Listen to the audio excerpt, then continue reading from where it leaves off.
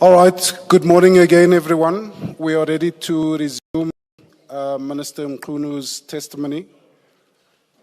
Can I request the media to respect the line once you've taken your shots? We want to give you the opportunity to take your pictures, but please remember the line, 2, 3 rows back. Thank you. And please, to members of the public, switch off your cell phones. Thank you.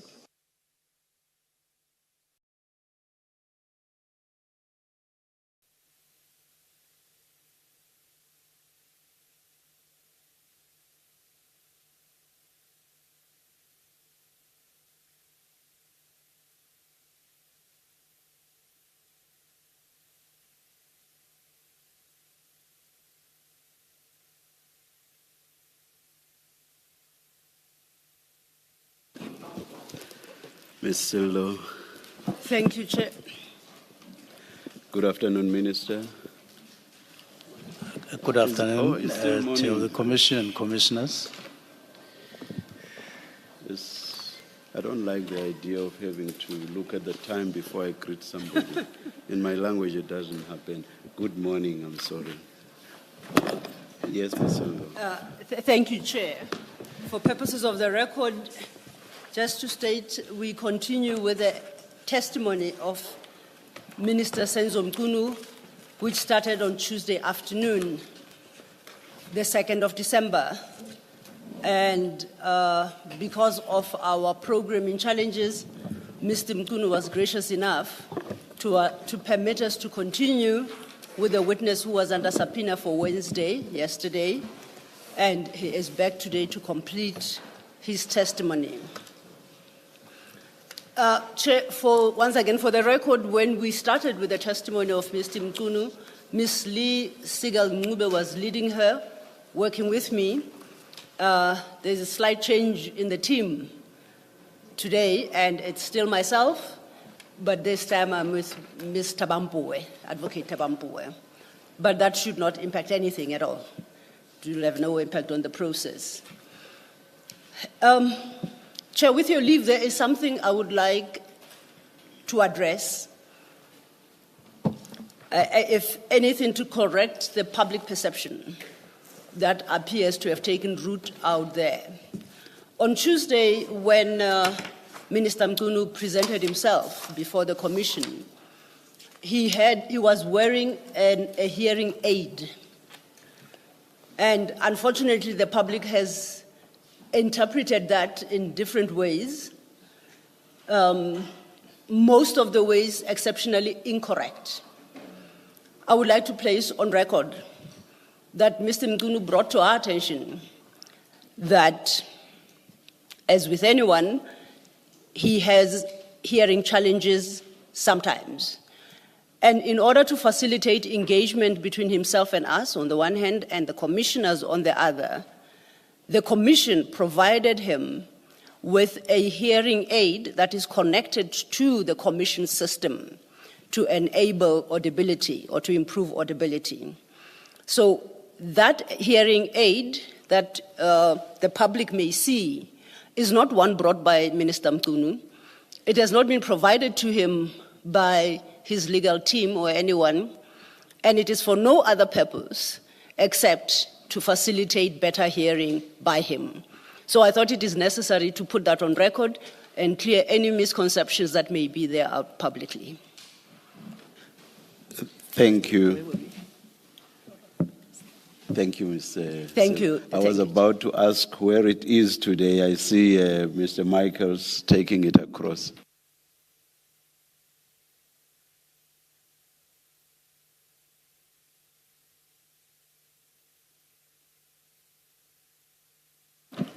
You want me to say something? To test? Okay.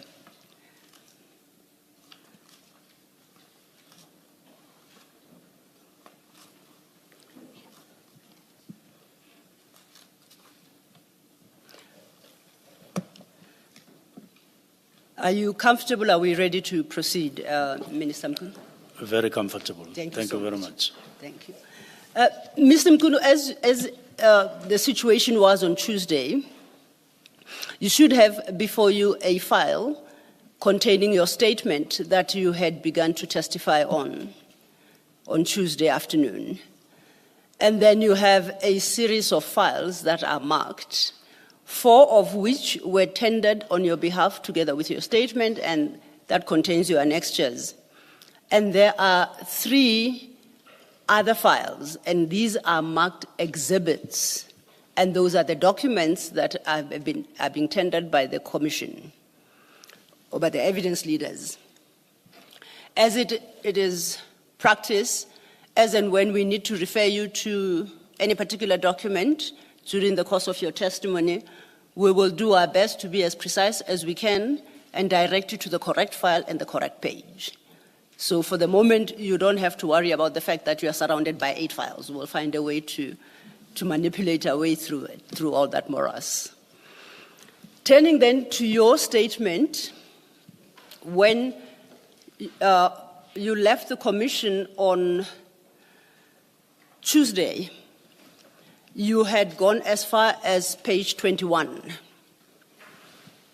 And as per agreement, on Tuesday, you'll be given an opportunity to put across your version, but once again, as regards strictly the issues of the PKTT, and as stated on record, there shall be no engagement with you during that time until you have completed your version. And when I say engagement, it basically is to limit myself. I will not speak on behalf of the commissioners. The commissioners may, as it happened on Tuesday, ask clarification questions as and when it becomes necessary. Considering the time, and on my estimation, you should comfortably conclude that process in the next 1 hour, 30 minutes or so. And I just wanted to check with you whether that is comfortable. I'm not rushing you through the process, am I? I hope you're not. Okay. I trust we shall, and we'll attempt to do so. With those few words, then, I'd invite you to address the next topic of your statement, starting at page 22. Thank you very sorry. Oh, sorry. Please go ahead. Thank you very much, Commissioners. Just before I proceed to page 22, I just want to go back a little bit to the comments that were made by Commissioner Khumalo, but very briefly, and the comments that were made by Commissioner Baloyi. Just to say that when Commissioner Khumalo asked me to cast my eye on paragraph 8.10 of the Marai Committee report, I did so. And my reading of the paragraph, or that 8.10 says, task teams, I quote directly, should be subjected to an impact analysis by organizational development and strategic management in the province to ensure the feasibility of existing teams. This was now 2024. They were worried about the state of the teams or some teams in some provinces, and then putting a mechanism for that. So my reading is that that it is with reference to the provincial teams, the specialized task teams, and it is common cause that the National Political Killings Task Team is a national task team, and therefore doesn't apply to it. Commissioner Baloyi spoke about the existence of murder and robbery at the time or up to the end of the year 2024 when I wrote the directives in relation to the structure, the new structure that had been developed after we came, to say whether that murder and robbery was in existence or it was still to exist in terms of the new structure.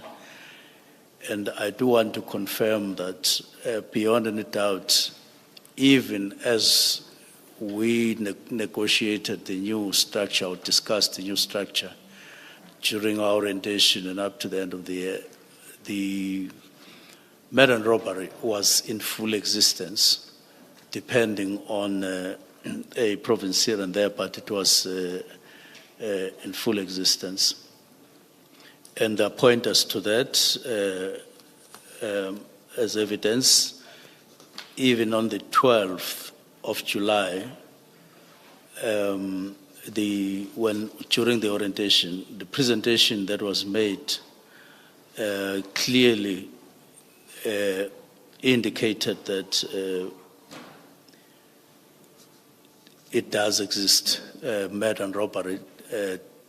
Was already in existence, apart from all other evidential documentation that I've given to you.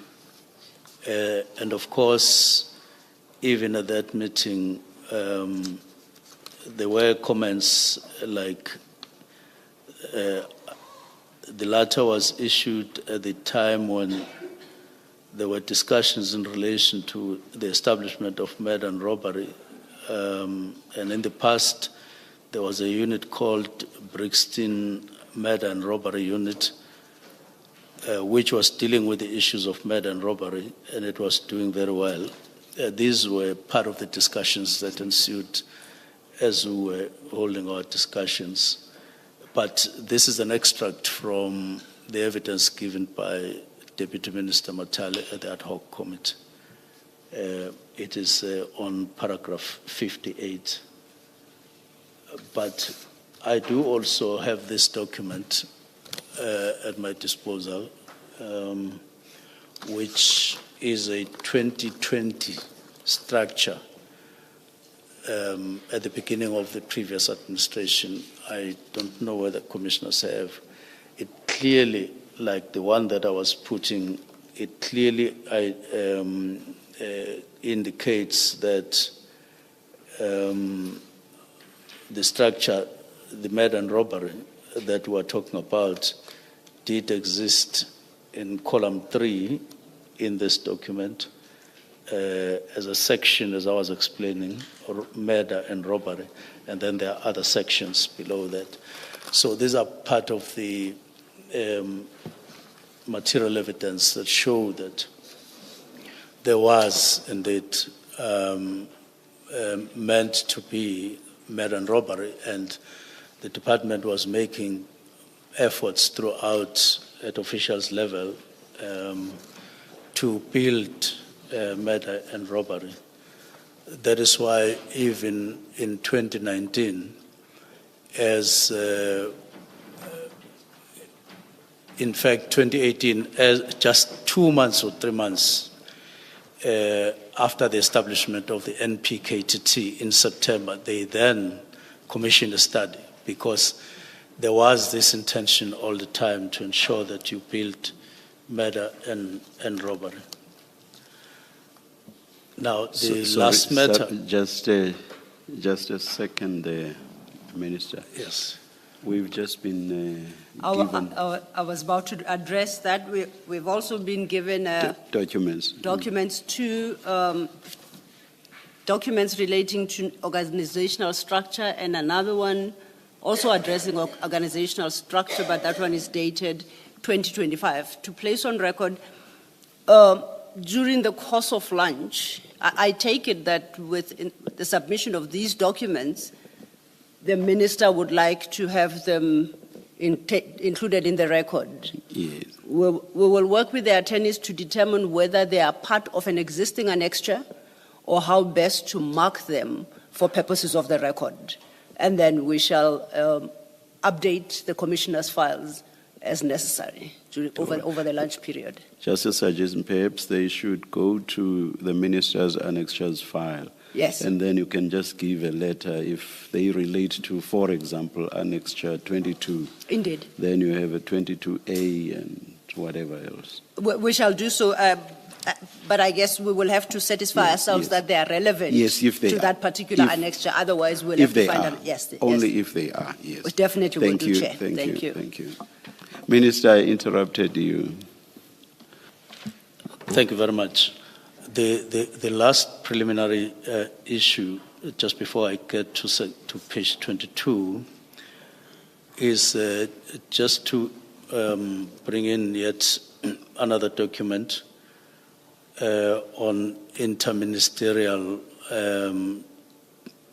committees as of February this year, but reflecting the position as we started the new administration, that confirms that the interministerial task team or ministerial committee on political killings doesn't form part of the list that we have on political killings. There are all others, but except that one. And it was on the basis of that understanding when I issued the letter of directives as of 31 December last year that that was the existing position at the time.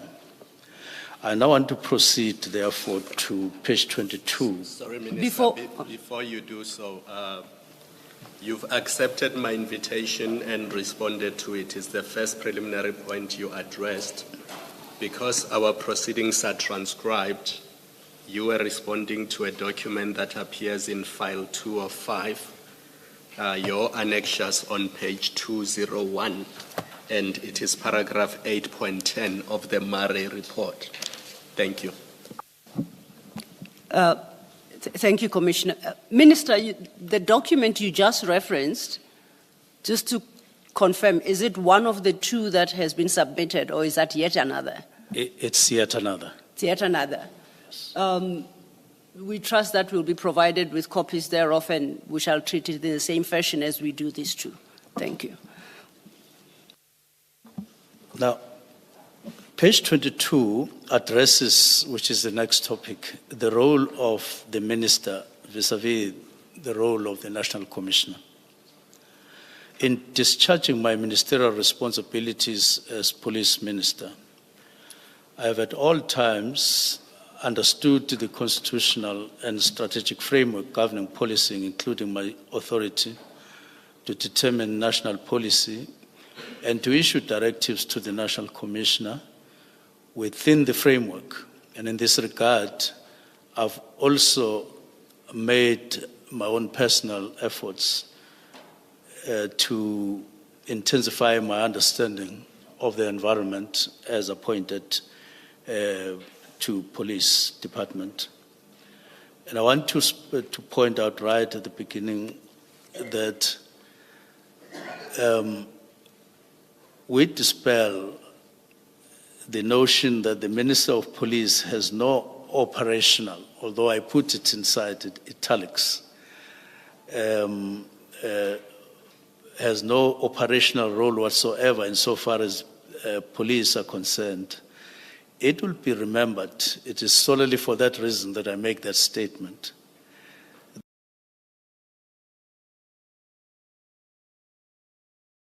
That powers, and there was no civilian and ministerial control over the functions, which resulted in grave abuses of human rights.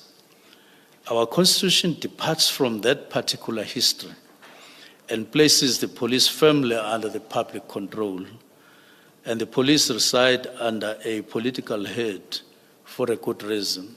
That was one of the significant changes from the old era, the apartheid era, to the new era of democracy. And it was meant to, among other things, mitigate against what we had experienced as a nation throughout the apartheid era. Section 206 of the Constitution addresses the political responsibilities for the police service.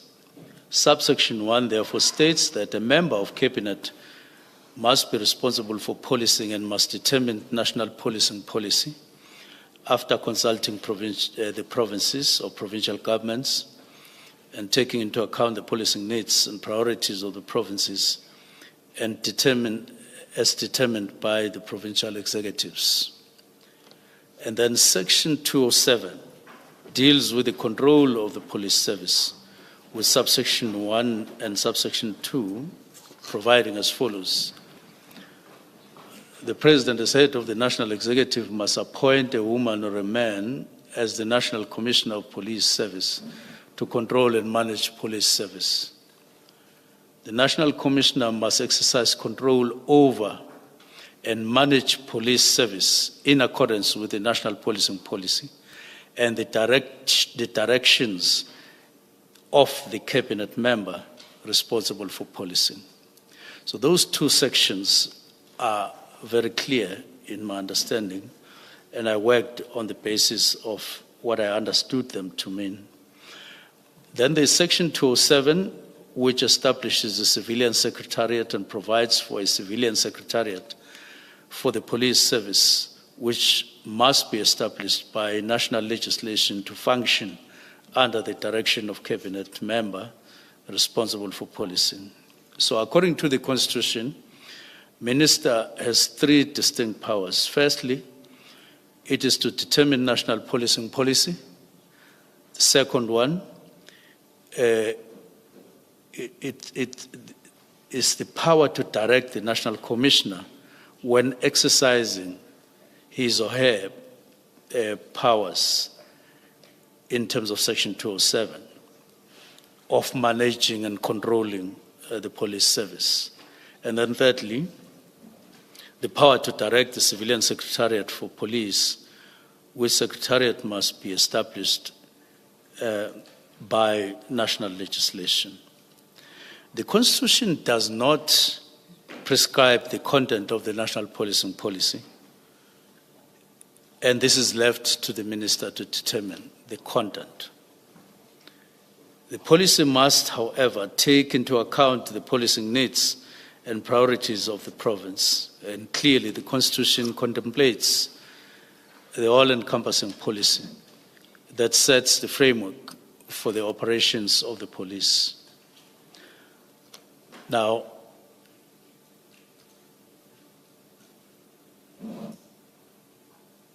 I just want to indicate that we developed the policing policy in the course of last year, completed it, signed it off, so it is in place. There are other sections that are relevant and are important, and I propose that I don't necessarily go through them one by one. Section 2 and 3 of SAPS Act, and then the Constitution and the SAPS Act, which indeed envisage that the policy and directions of the minister will be enforceable by, in the main, the Secretariat. And also, in paragraph 67, I make reference to the nature of the directions that the minister may issue to the National Commissioner. Now, which I'm saying are not necessarily specified in terms of the content. And of course, other issues that arise in the exercise of power by the minister. Now, I want to proceed to paragraph 68. Yes. Therefore, the National Commissioner's operational powers must be exercised in accordance with the directions and policy issued by the minister. This is not surprising, a surprising feature of the Constitution. And at the heart of Chapter 11 of the Constitution is the need to place the police service under the public control by imposing political oversight, as it has happened over time during the advent of our democracy. This is apparent from various provisions dealing with the police and providing extensive powers to the minister responsible for policing, like Section 206(1), Section 206(3)(e), 206(8), 207(2), and 207(3), and 208, all those subsections. The National Commissioner has the powers contained in 11(2)(d), and this is an important paragraph in my statement. He has powers contained in Section 11(2)(d) of the SAPS Act to organize and reorganize the service into various components or units or even groups. But that power contained in 11(2)(d) is not relevant to the issue of the National Political Killings Task Team, because this team was not established by the Commissioner in terms of those powers at 11(2)(d). I have indicated above that this was solely established through the intervention of the President and then who established then the Interministerial Committee chaired by the Police Minister, and then who then decided that there should be a structure or a mechanism called a Political Killings Task Team. Now, in the light of this framework, my oversight of high-level structural and governance issues, including a 2019 work study, proliferation of unmonitored task teams, budget effects of temporal structures, and the proper location of specialized functions within SAPS, fell squarely within my constitutional responsibility. My directive of 31st December 2024 must be assessed with this constitutional and statutory framework. The allegation of overreach is rejected. Now, paragraph 71, during the latter half of 2024, so before I go to that, not only did I believe that as I wrote that directive, I was within the Constitution and the legislative framework, but I did consult Special Advisor, Advocate Vusi Pikoli, who then indicated comfort in terms of the exercise of that responsibility based on what is indicated by the Constitution and by the legislative framework. Sorry, can I just clarify this? The consultation with Advocate Pikoli, was it on the day or prior to the decision? It was on the day, but on the day, it was merely a culmination of what we had been discussing over time, where we were discussing the actual role of the minister in terms of the powers provided by the Constitution, something that we were doing on a regular basis in our meetings. And I did hold a number of meetings with Advocate Pikoli, not only on this subject, but on other relevant matters, especially taking advantage that I have a special advisor who happens to be an advocate, which was a coincidence that doesn't necessarily obtain with all other special advisors. Minister, if I may interject, I'm not sure whether you touched on the issue of Advocate Pikoli in passing only, or whether that's where you intend to be in your statement, because I would like to refer you to your next chapter, which you have headed Human Rights Concerns Emanating from the Public. I think the issues that you deal with under that heading are important in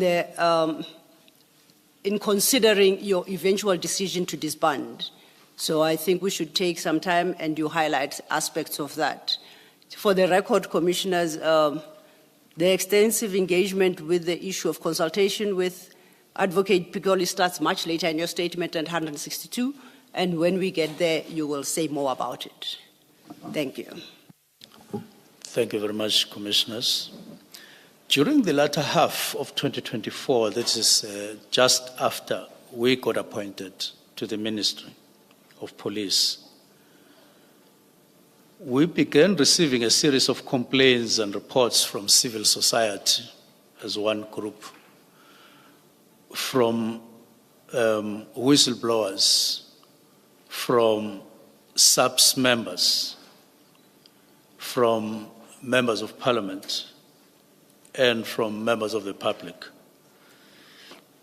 These reports raise concerns about human rights abuses by members of the National Political Killings Task Team, among others. They raise concerns also around issues of governance, failures affecting various temporary and ad hoc task teams. And those included, but not limited to the NPKTT. They were raising issues across SAPS, especially on task teams. They formed part of broader pattern of structural issues within SAPS that required ministerial attention. The complaints from various complainants varied in content and in emphasis, but they shared common themes, namely unmonitored task team operations resulting in grave human rights abuses, as they alleged, unclear reporting lines in terms of who do these task teams report, and allegations of overreach, duplication functions, and significant strain on SAPS resources. It was clear to me that most of these complaints arose from people who knew one or two things about police, or who felt a concern of one kind or the other around issues of policing in the country. Now, I need to add that they also included HR-related matters or complaints alleging some internal abuses within police, including within PKTT, and instances of criminality. Now, for the benefit of the Commission, I provided a list of some of the people, and I indicate, for instance, on 731, that one of the people who lodged a complaint was Lieutenant General Samson Shitlabane, whose complaints arose from his transfer from SAPS to the National Assembly, and there were some HR issues that arose there, and the issue was settled. We entertained it. I allocated Deputy Minister Matale to deal with the matter, and he dealt with it, and it got settled. And the National Commissioner was involved in the discussions throughout. And then there was Gerald Tio, to whom I allocated Deputy Minister Boshielo, and the matter got finalized. And then there were other people. You'll be a bit patient with me as I try to indicate the status of each of the complaints. Major General D. Mutli, who was component head of crime intelligence. Now, he made several calls. Ultimately, I met him, just myself, and he then outlined his complaints. And at the end of the session, I asked him, which was not a long meeting, I asked him, what do you want me to do with what you are saying? He said, I'm not expecting anything from you. I'm just reporting my matter is in court and I want to settle it myself, independent of you in court. And that's why we left his matters. And then there was Brigadier Hlungwane, who was in charge of the secret account. His argument was that after all processes internally, he was indicating that he is on appeal to the minister. And then there was also General Khan, and I must say that that matter is still pending. And then there was an issue of General Khan, whose matter I got through a National Commissioner and Head of Crime Intelligence. That matter ended up in court with a challenge from General Khan, challenging expeditious handling of his matters, and he won the case, and there was an internal disciplinary hearing which cleared him as well. And that's how the matter was handled.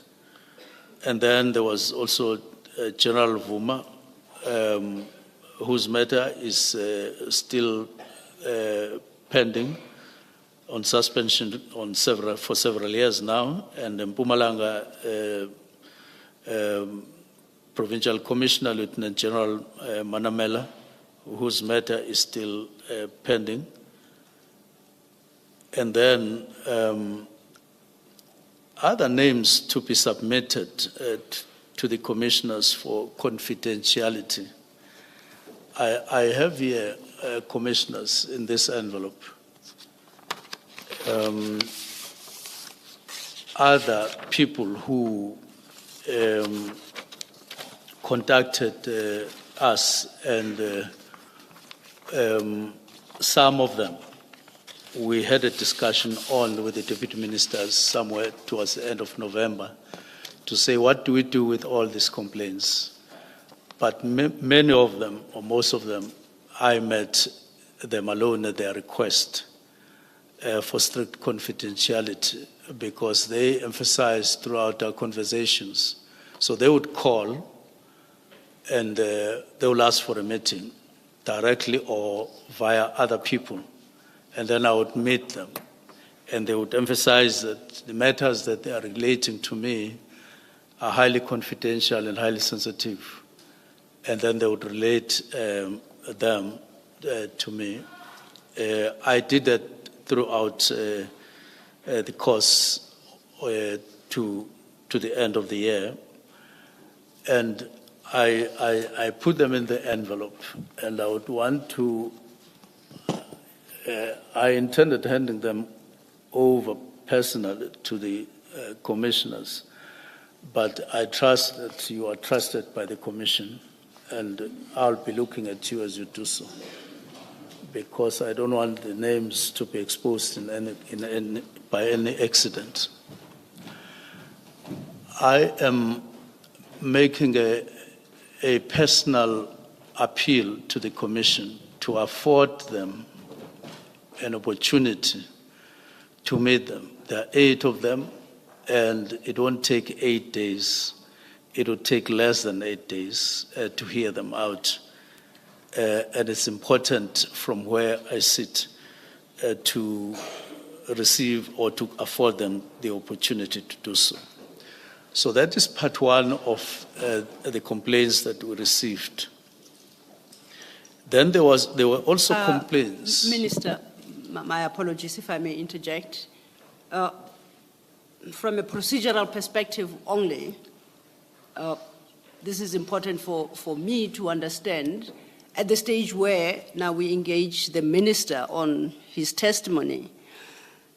Not having had sight of what's contained in the envelope, because it's strictly for the chair's eyes at the moment, I would like to know whether the minister is tendering the contents of that envelope in support of this particular heading, because if he is, then I would not have had opportunity to consider its contents, or whether he is just submitting those names for the commissioners to consider how to treat the persons whose names are contained in the envelope, and that whatever it is they say is unnecessary for purposes of our engagement as far as this chapter is concerned.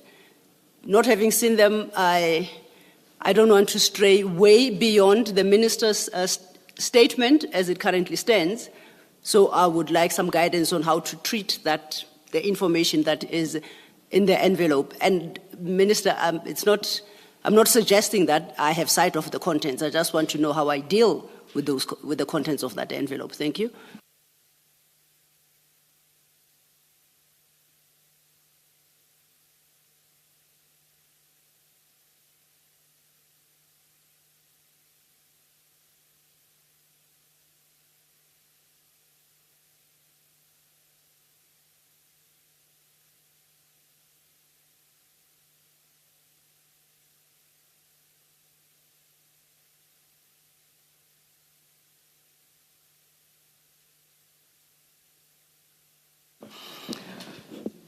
We'll discuss over lunch, and we'll decide how to go about how we want to treat this. Thank you, Chair. Duly guided. Thank you. Just one more additional information. I did provide their numbers because I ended up just recording, because sometimes they would phone you in the car and I would take the name and surname and then number.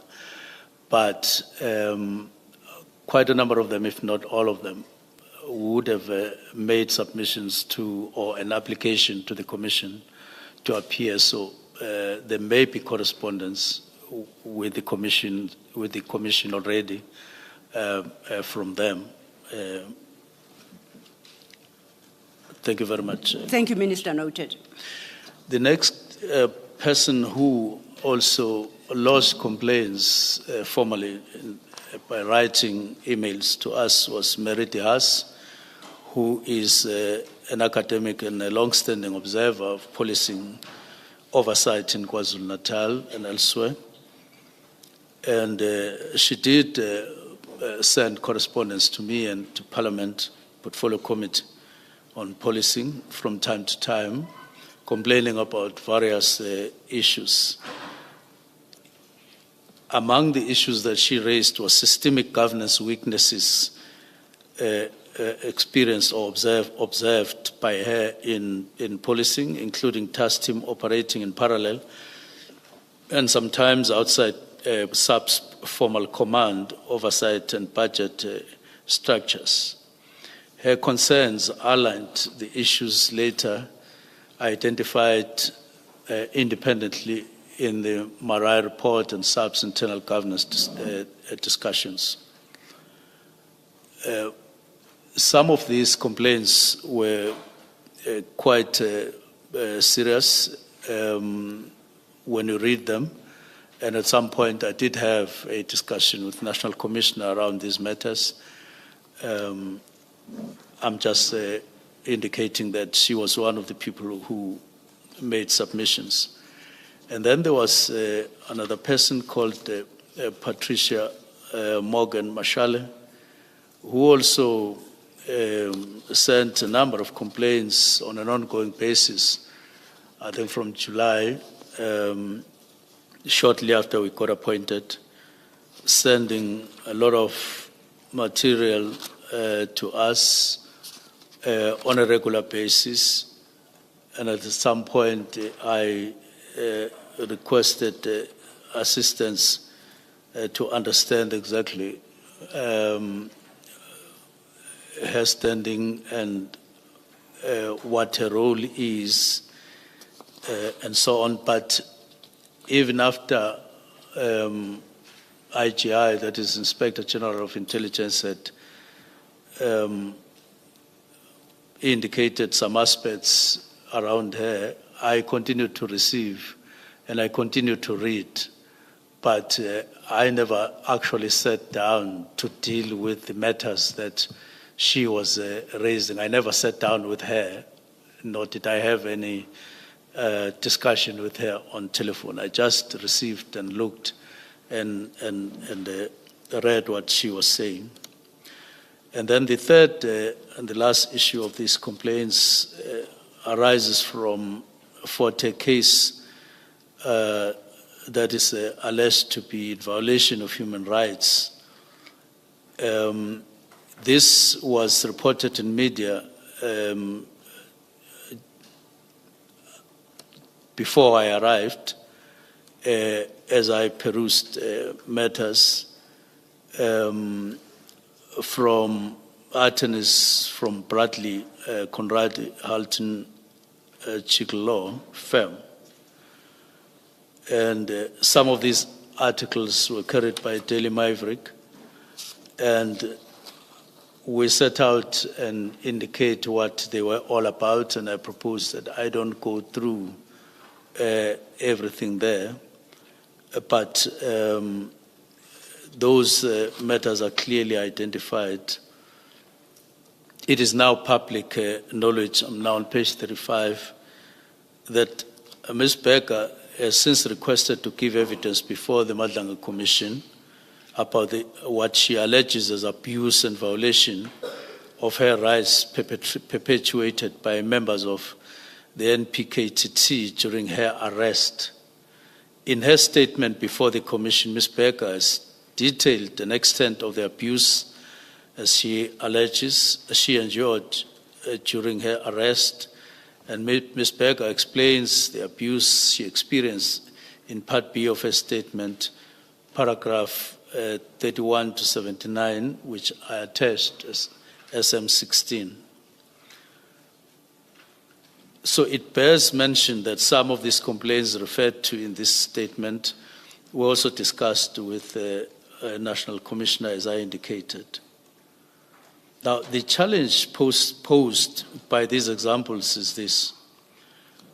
The National Political Killings Task Team has for some time been credibly accused of systematic human rights violations.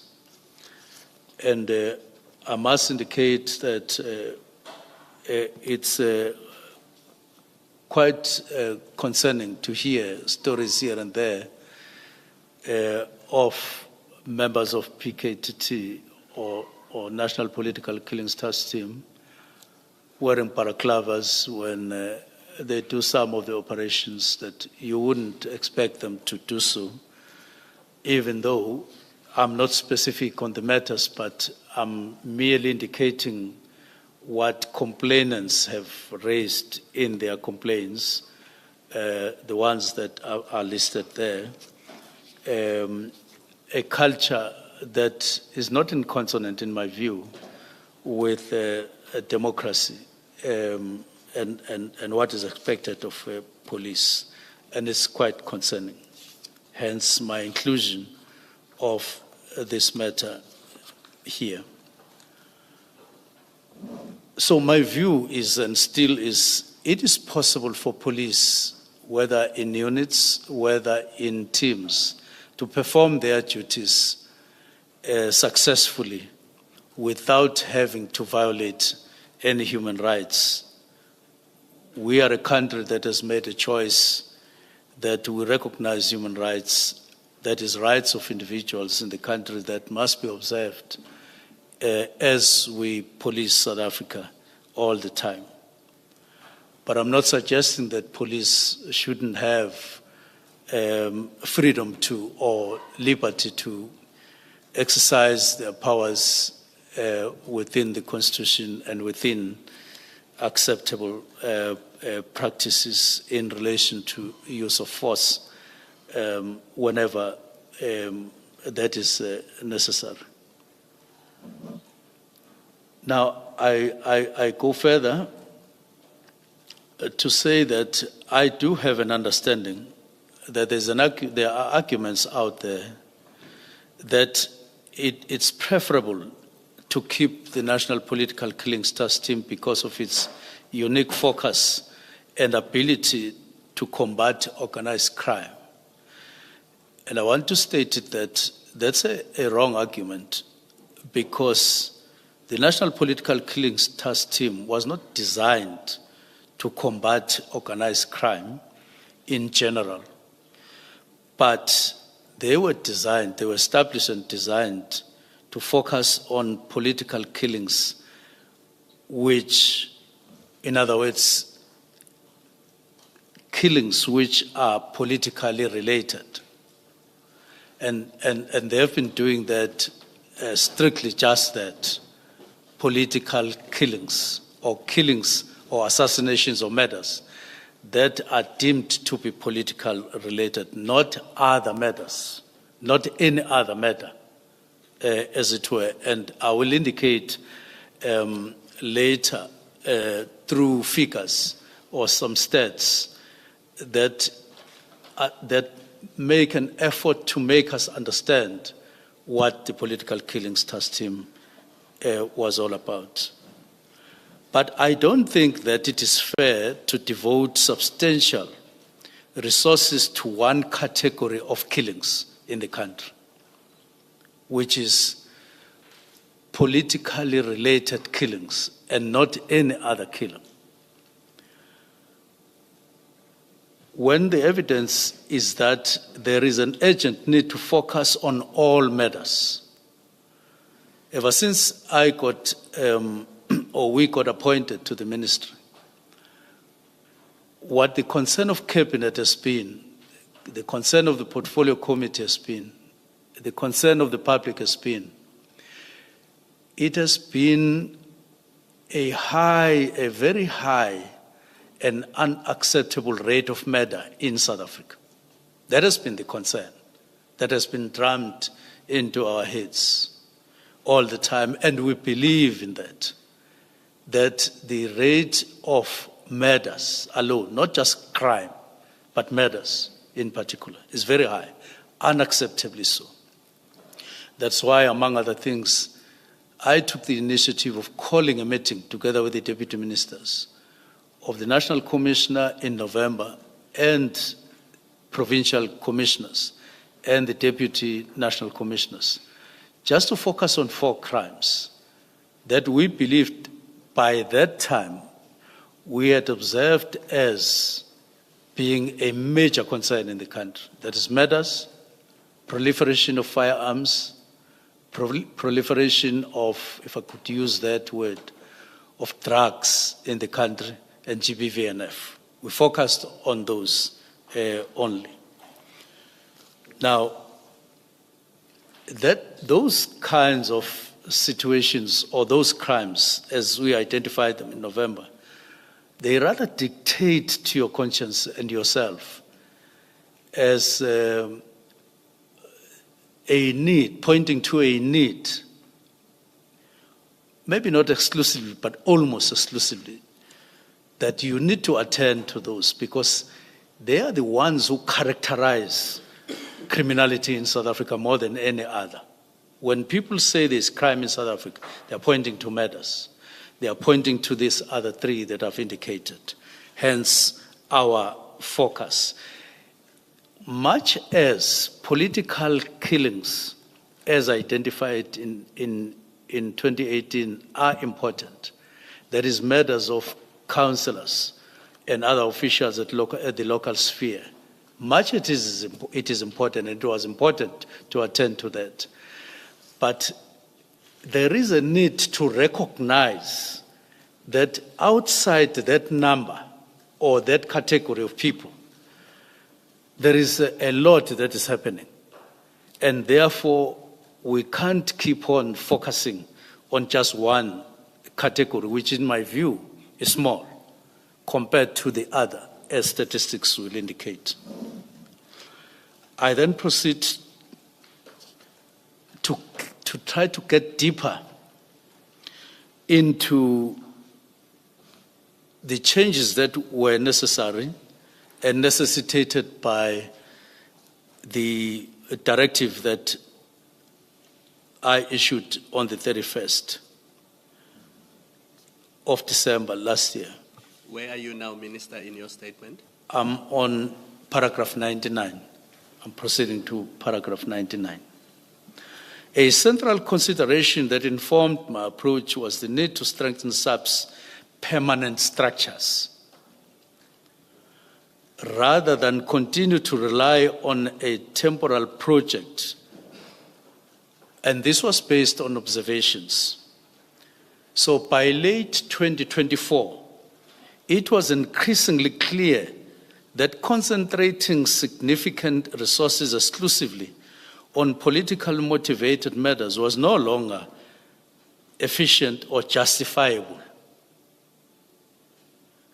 Relative to the national burden of violent crime, political killings constitute a small proportion, and a broader systemic consideration was required. Now, by saying this, I do not mean that there is no need to focus on political killings. But I'm simply making the point that for me, the disproportionate spend on the country's resources for political killings, while other systematic matters are ignored, can never be justified. What I wanted to achieve, and still do, is a balanced approach to crime fighting, particularly where matters are concerned. If I could pause and just indicate three things about the landscape of matters in South Africa. One, it is to that, according to the Global Initiative, in the report they issued last year in April, they identify 4 categories of assassinations or murders in the country, that is in South Africa. One, it is organized crime that takes the largest portion of lives in the country. And they estimate it to 35% of murders in the country. This is followed by assassinations or murders within the taxi or around the taxi industry, which is estimated around 34%, which is a percent lower than the organized crime. And then this is followed by the third category, which is political killings, estimated at 24%. And the last one is personal killings, which is estimated at 7%. Now, if you put aside the Global Initiative and look at your own stats in South Africa of murders, they definitely fall within those four categories, by and large, which means that the highest category of murders in the country are those flowing from organized crime, whether it is extortion, whether it is in any other form, followed by taxi industry-driven or murders associated with the taxi industry, and political killings in the third category. This is the first point that I want to make in terms of the landscape. The second point I want to make is that there are 4 provinces that constitute about 83% of murders in the country. 4 provinces. It is Gauteng, where we are.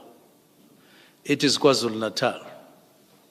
It is the Eastern Cape and the Western Cape. Those 4 provinces combined constitute continuously 83% of murders in the whole country. Now, so when they say South Africa has a high murder rate, unacceptably high murder rate, in fact, in terms of figures, we are talking about murders that occur in these 4 provinces. I'm not saying that it excludes the other provinces, but I'm just saying up to 83% just in the 4 provinces, all combined. Now, I now want to indicate in figures, I'm not sure whether I did ask that these figures because it's for the benefit of the public to clarify these points as clearly as possible. I don't know whether I did that. If I did, I would request that these statistics be displayed as I go through them. Minister, I think that the request had not made it through to us, but that shouldn't be a challenge. We will be able to project from your statement as we have it. Just so I understand, you have statistics appearing at page 38. Yes. And spilling over into 39. Firstly, under which paragraph, which statistics would you like to have projected? I will just take the 101, paragraph 101, Yes. after 101 or 102? 101. 101 first and then 102, and then I would request that I also take that graph on page 40. Okay, we shall do so. If you could just give us a second. In the meantime, you can continue with your Okay. testimony as soon as, I think we're up and running. Okay. To just give it a second. Where's your...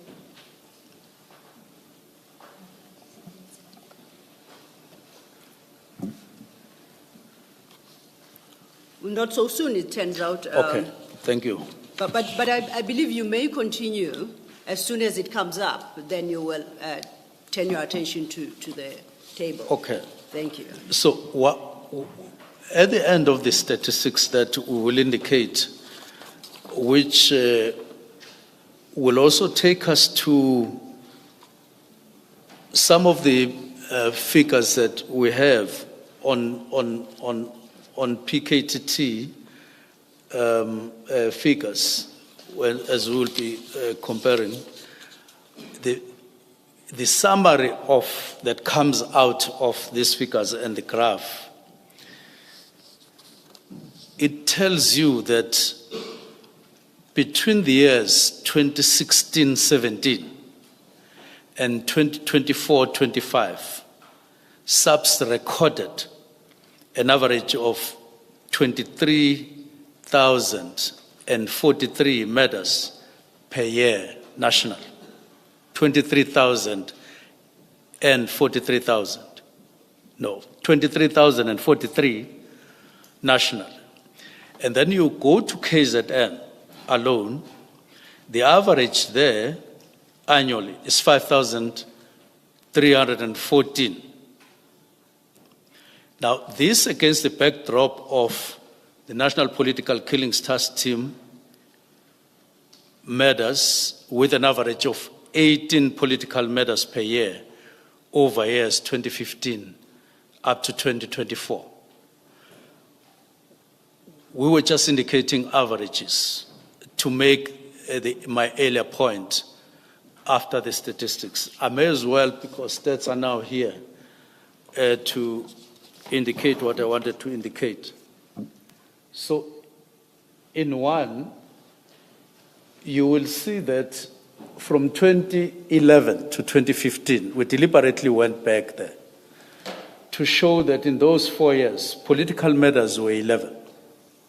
This was before the establishment of PKTT. And then there are other categories like politically related cases and political related cases and so on, the total. But I want to jump to 2018 in the interest of time, the year of establishing, or the year in which PKTT was established. There were 14 murders. And then 2019, 15 murders, 2020, 15 murders, 17, 27, 11, and by 2024, you were talking about 7 murders because the graph went down in 2023 of politically motivated murders down to 11 and then to 7. Now 102.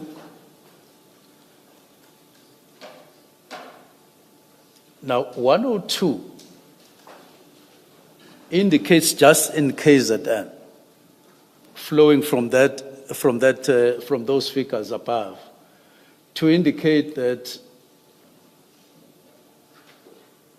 in those years, political, not political matters in KZN. You are talking about between 2011 and 2012. 2011, 2012, and then 2015 to 2016, you are talking about 18,396. Now, you compare, as I say, with the figure above, which indicates politically motivated matters, 11 and 18,000, in other words. Now, I'm not even taking those of the country, which is 85,000 at that time. But let's go to 2018, because that 18,000 is a combination of years, but I'm now taking 1 year. 2018, in KZN, there were 4,382 matters. Just to continue referring to the stats, in that year, in 2018, you had 14 that were political, that were identified as political. Just 14. But these are lives, of course, and I shouldn't even add just. It's 14 lives that were. But outside politically motivated, you had 4,014, 2018. Now, 2019-20, it's 4,859. And there were 15 matters in 2019. 2020, there were again 15 matters, political, in terms of politically motivated. But in the same year, in KZN, you had 4,859. Now, 2020 to 2021, 4,825. 2021, so the whole figure goes like that. But this side, by then, the combined figure is 27,494. Now, let's go to the graph, which is on page 40. Now, that is the graph that indicates matters over time in the country. So the top line is matters in the country as a whole. The next line, matters in KZN over time. And the red line is politically motivated matters. So just the same as I've been saying, 2016-17 is 32 against 40,000 and 4,018 against that 19,000. And then you go 20 in 2017-18 against 4,382. And then 14 against 4,395. And then in 2019-20, 15,000 against 4,000. 2020-21, 15,000 against 4,825. And then 2021-2022, 17 against 6,000, which was even rising. And then in 2023 is 27, the highest. And then 2023-24, it started dropping to 11, and then down to 7. Now, we then say there, in summary, the figures demonstrate that politically related matters constitute a very small proportion of the national matter burden and even the provincial matter rate in KZN, where PKTT or NPKTT operates. Now, this supported my view that focusing significant resources exclusively on political killings through ad hoc temporal task teams was no longer sustainable, and that the expertise developed within the National Political Killings Task Team should be mainstreamed into permanent murder and robbery unit, which has political killings in its approval mandate as indicated on Tuesday, backed by our structure. Now, by way of further illustration, it is to be noted that SAPS releases quarterly crime stats, but for murders in particular, there is no breakdown on or categorization of the motives of the murder. Indeed, I would argue that motive is of secondary significance. What is important to note, and in terms of our mandate, is to reduce murders, is to deal with murders, whether of business people or from the religious community or from whatever category. That is secondary. What is primary? What you get paid for, where you earn your title as minister, and in my case, as an individual, as minister, is our performance in relation to the face of criminality in South Africa, the face of crime in South Africa, which is the murder rate, not murder rate of a certain category of people in the country, but murder rate.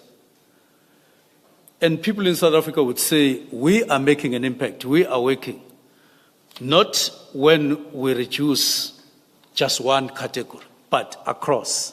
And this is in line with the Constitution of the Republic, because it doesn't distinguish which category, whose murder is important than which one. Now against this, which we had to really ask the question internally in our consciences,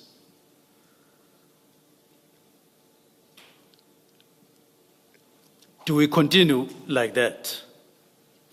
So it was also my general understanding that in reality, as I indicated before, task teams are created to solve defined problems and not to operate indefinitely.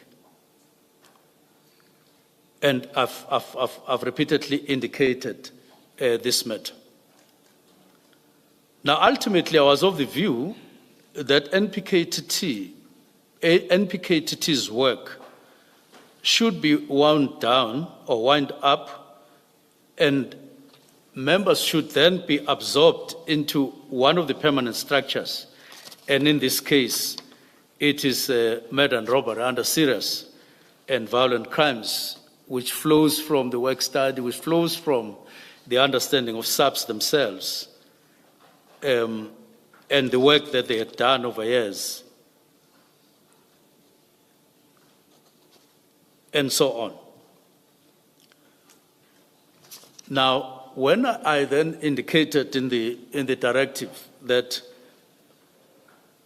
NPKTT is no longer serving the main concern, in other words, no longer addressing the main concern, and I put it as no longer required, it was based on the disjuncture that I was feeling internally, that in reality there is a disjuncture, and it's backed by figures.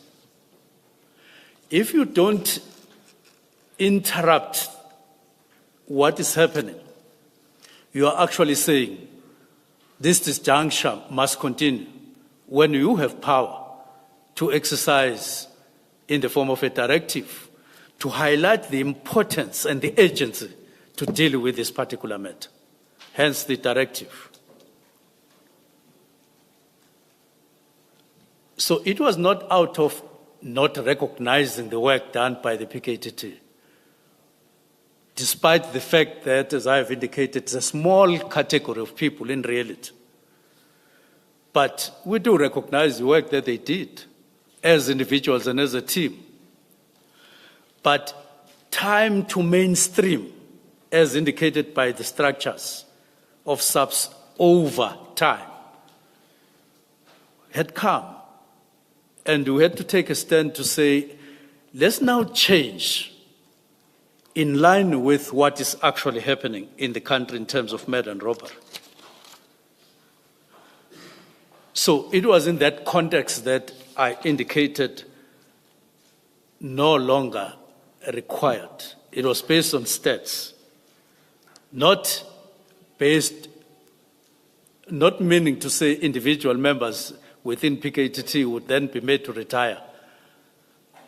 It was time to mainstream them and go to murder and robbery and even use some of the experience acquired there to mainstream, especially in the 4 provinces, as I've indicated. And I still believe very strongly that we should persuade one another in the country that we mainstream, because reality is pointing elsewhere. Much as we can what is this? It is to sentimentalize or sensationalize. Sensationalized. The chair is very helpful, and I'm indebted to you, Chair. We should work beyond the emotions on this matter. Try to persuade us beyond emotions, and sensationalizing the matter. Go beyond that. Now, as I said there, I said to myself, do I play into those emotions, or I face reality? And where is this going to put me personally if I deal with this matter? Because I would be seen to be swimming against the general sentiment. There, I'm sure I'm getting it correctly. I would be seen to be swimming against the sentiment, general sentiment. But I said to myself, I don't believe that I was appointed for sentiment. I believe that I was appointed for honesty and for reality, as I see it in the portfolio, and then lead accordingly. So ultimately, then, we wrote in the manner that we wrote. So I've dealt with everything on page 41. Yes, I confirm. Is it we or I, Minister? When you say we wrote in the manner that we wrote? I'm a humble person, Commissioner. I must say I, because I was really alone. So that I don't, the word we, I normally use because I'm with deputy ministers, but it is important to indicate that I didn't consult them in writing. But I have a hangover of we, but I was alone in this. Minister, before you proceed, Chair, I see it's about 1 o'clock. However, if we turn a page to 43, I think a few aspects for the Minister to wrap up this sub-topic. And I would request perhaps a minute or two for that purpose, and we then may break before he deals with the question of resource and budgetary considerations. Thank you, Chair. Thank you very much. I will deal with paragraph 112, just for its relevance, because it talks about the former request. It talks about requests. I beg your pardon. Let me start with 111. There is a difference between the request for extensions leading up to 2022 and the request for financial approval in the absence of a concurrent request for an extension post-2022. For an example, the request for approval and request for funding for the period 2018-7 1 to 2020 December 31, and the period 2019 September to 2020 March 31. And there is a vast difference between the two, between these requests. The former category, the old ones, a request for extension, they are specific and detailed in their purpose, background, operational approach, composition relating to the task team in question, and estimated expenditure is reflected. On the other hand, the latter, that is beyond 2022, they were done without a concurrent request for extension submitted in the same function. They were simply requests for financial authority. There's a difference. You would read pages and pages in the older ones before you come to the finance part or the funding part. But post-2022, almost the second page, it's a request for funding. So those extensions got reduced to just requests for finance. And these differences are discernible. But I'm a resident of KZN, and I'm conversant with matters there, political and otherwise. And even without the benefit of any study or figures, the general conversation in KZN by the end of 2024 was that political killings are down. They were no longer part of the conversation as they were in 2018 and a couple of years after that, and general consensus that you would find in the normal course of conversations will tell you so, without any studies and without any figures. So 113 says mere approvals for funding are to be distinguished from formal extensions of the National Political Killings Task Team, and there is, to date, no work study contemplating that the National Political Killings Task Team should be transformed into a permanent structure intended to operate indefinitely.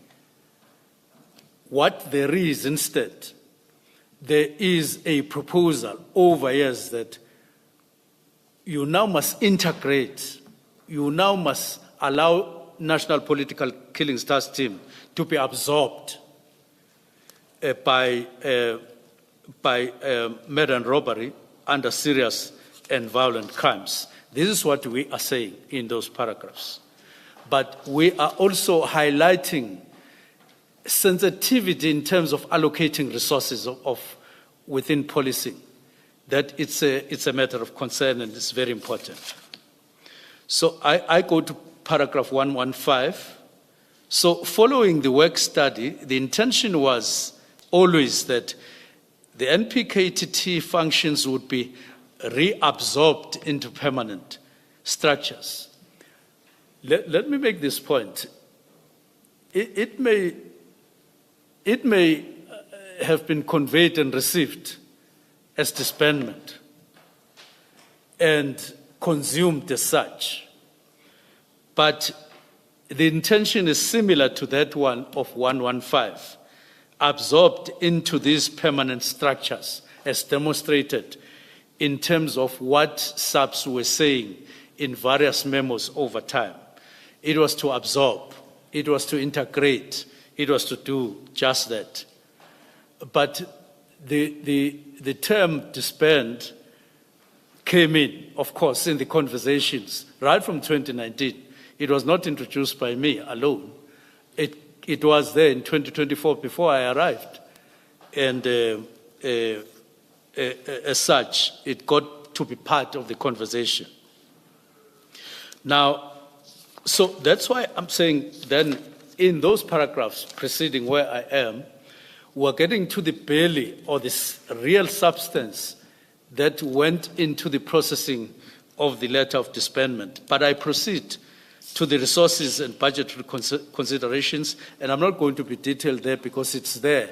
I've spoken about it, except to say that allocation of resources, I consider it to be Minister. policy making. Oh, Minister, I had understood Ms. Law to say that you should stop At this just before starting with resources and budgetary considerations.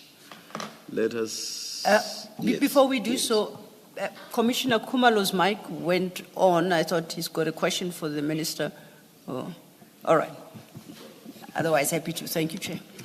Let us adjourn and resume at 2 p.m. Thank you.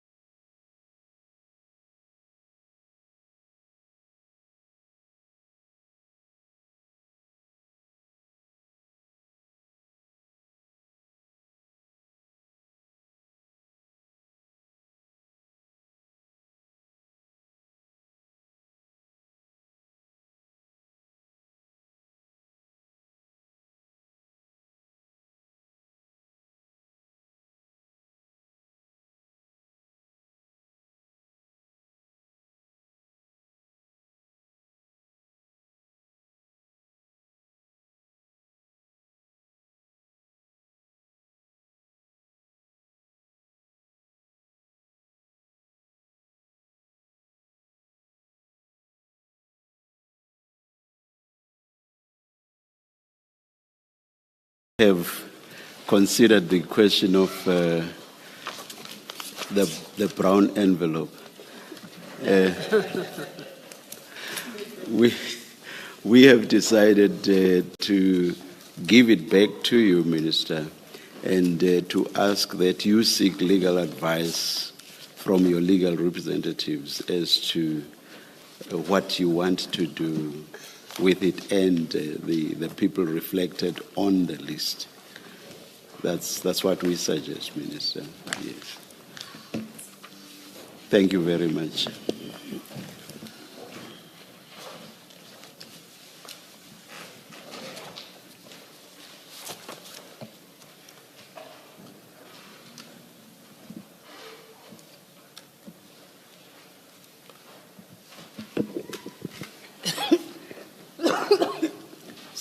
Thank you, Chair.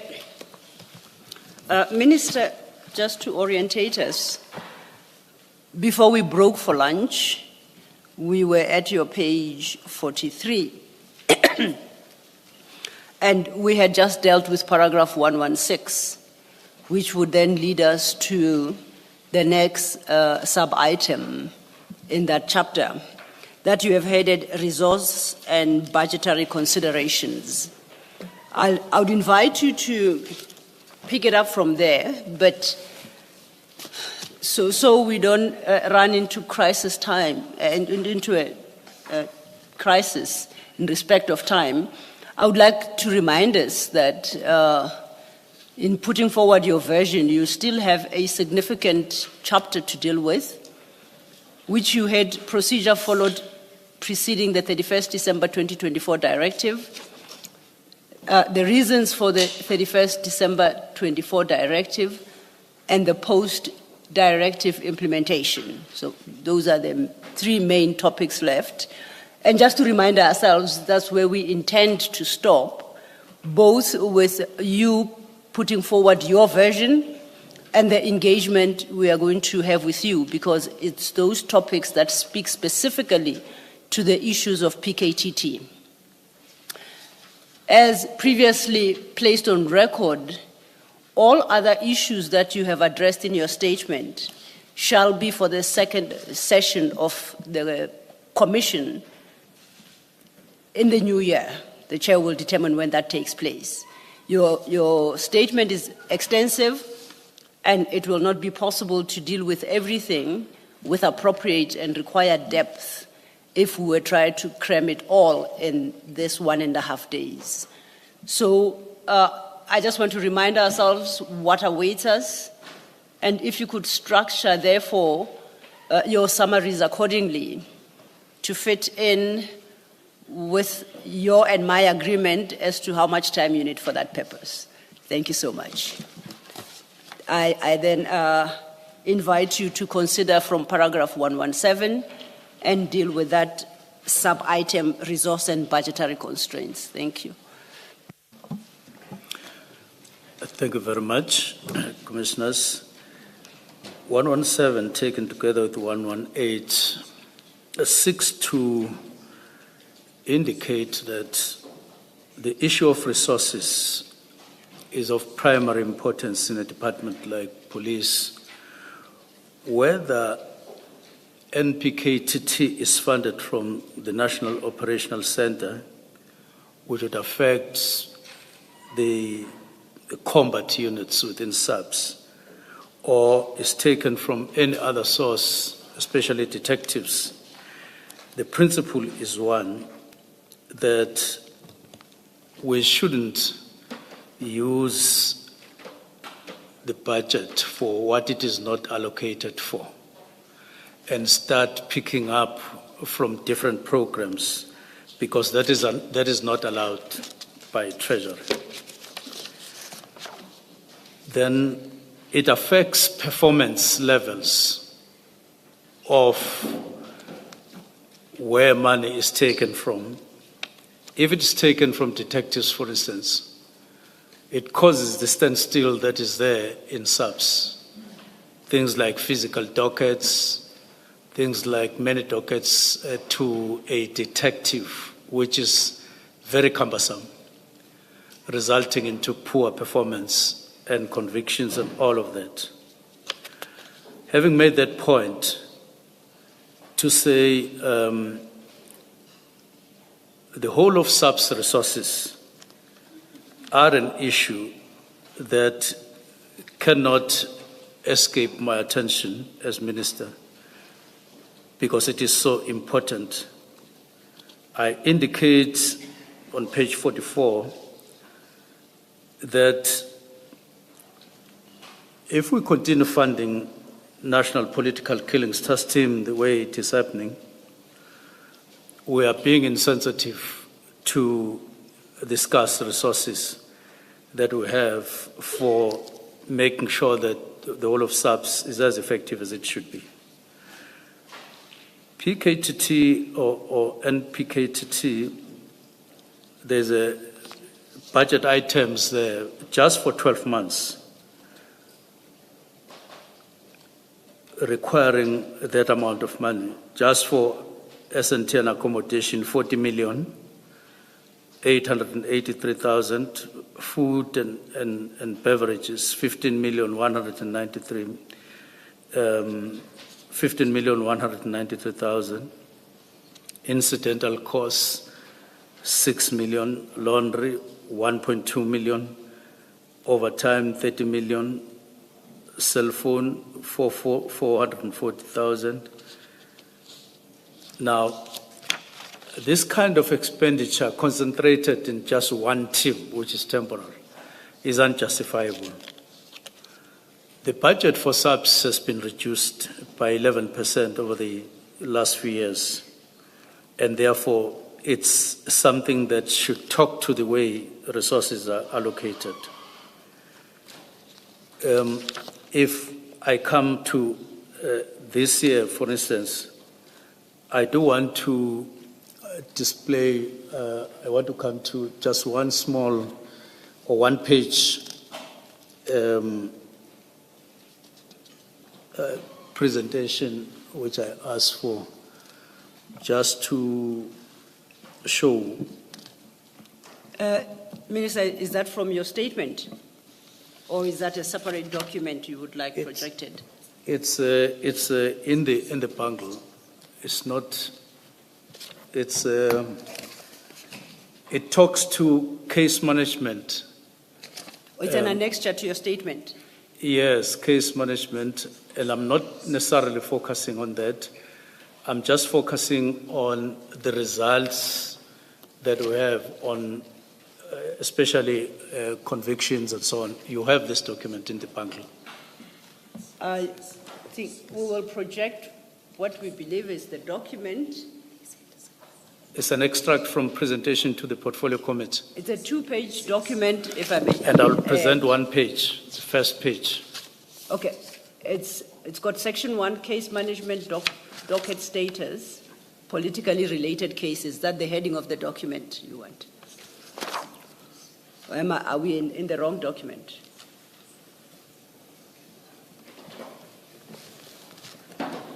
Perhaps let your attorney direct us if it is a specific annexure, and we will try and pull it up.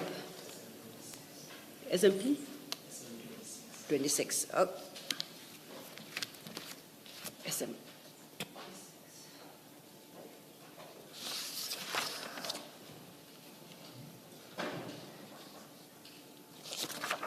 While we obtain an electronic copy, Commissioners, that is, it appears at page 565 in volume 3 of the Minister's statement. It looks like this.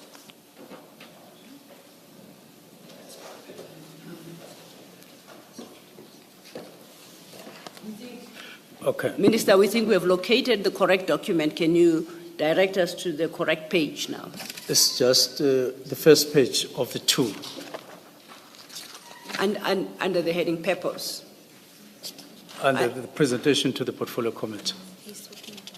I'm just taking one page. Okay. Yes. Yes.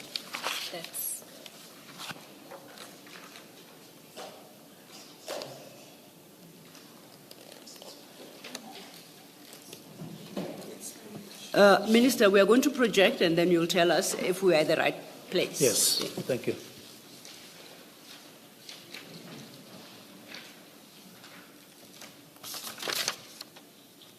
Is that the page you wanted That's to the speak page. to? Okay. I'm just wanting us to take this as a package. Number one, that is 119, which I've just presented, the expenditure pattern of the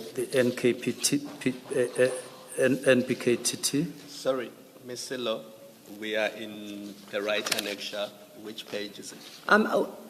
We are trying to locate it. We were provided with this.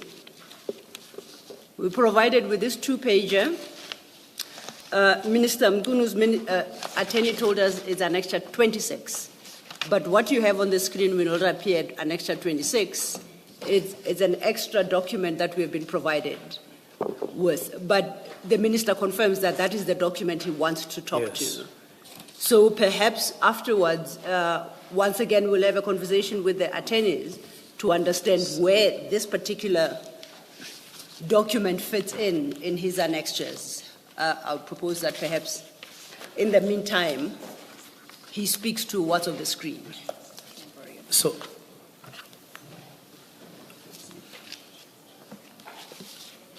commissioners, I'm saying if we take 119, which is the expenditure pattern for 12 months for PKTT, you combine it with the point that I've just made of 11% reduction of the operational budget of subs, and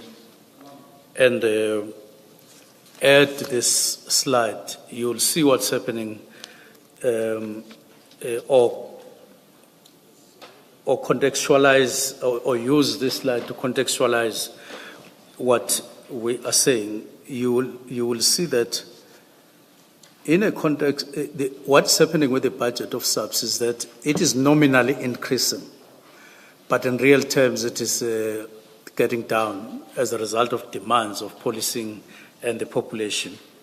So if you look at this slide, you will see that when you look at work done, you look at the slide from the perspective of work done. Cases that are finalized, under investigation, other, and then you have 191 that are finalized over. You have 333 dockets over the period since 2018. And then 199 finalized, which is 57%. But out of 191, there are 56 where the guilt verdict has been given, which is 29% of the 191. And then the last line, figure 3, if you could push it up a bit, you will see that out of 333 dockets, you have 56 guilty verdicts, and then that constitutes 17% of the 33 cases. Now, you can make whatever opinion and so on, but the thing is, when you look at it from the perspective of value for money in a context of a deteriorating budget, it will tell you that you rather have to review the way you want to use the resources in the department. That's the purpose of those. And then I'm Sorry, adding... Minister, Yes. just to make sure that I don't lose you, is what you're conveying with this statistic, are you conveying that the PKTT has not been successful? There's never been value for money from the beginning. Is that what you're seeking to show with these statistics? Yes, in the directive, there is a half a sentence or something that says, that talks to the value for money.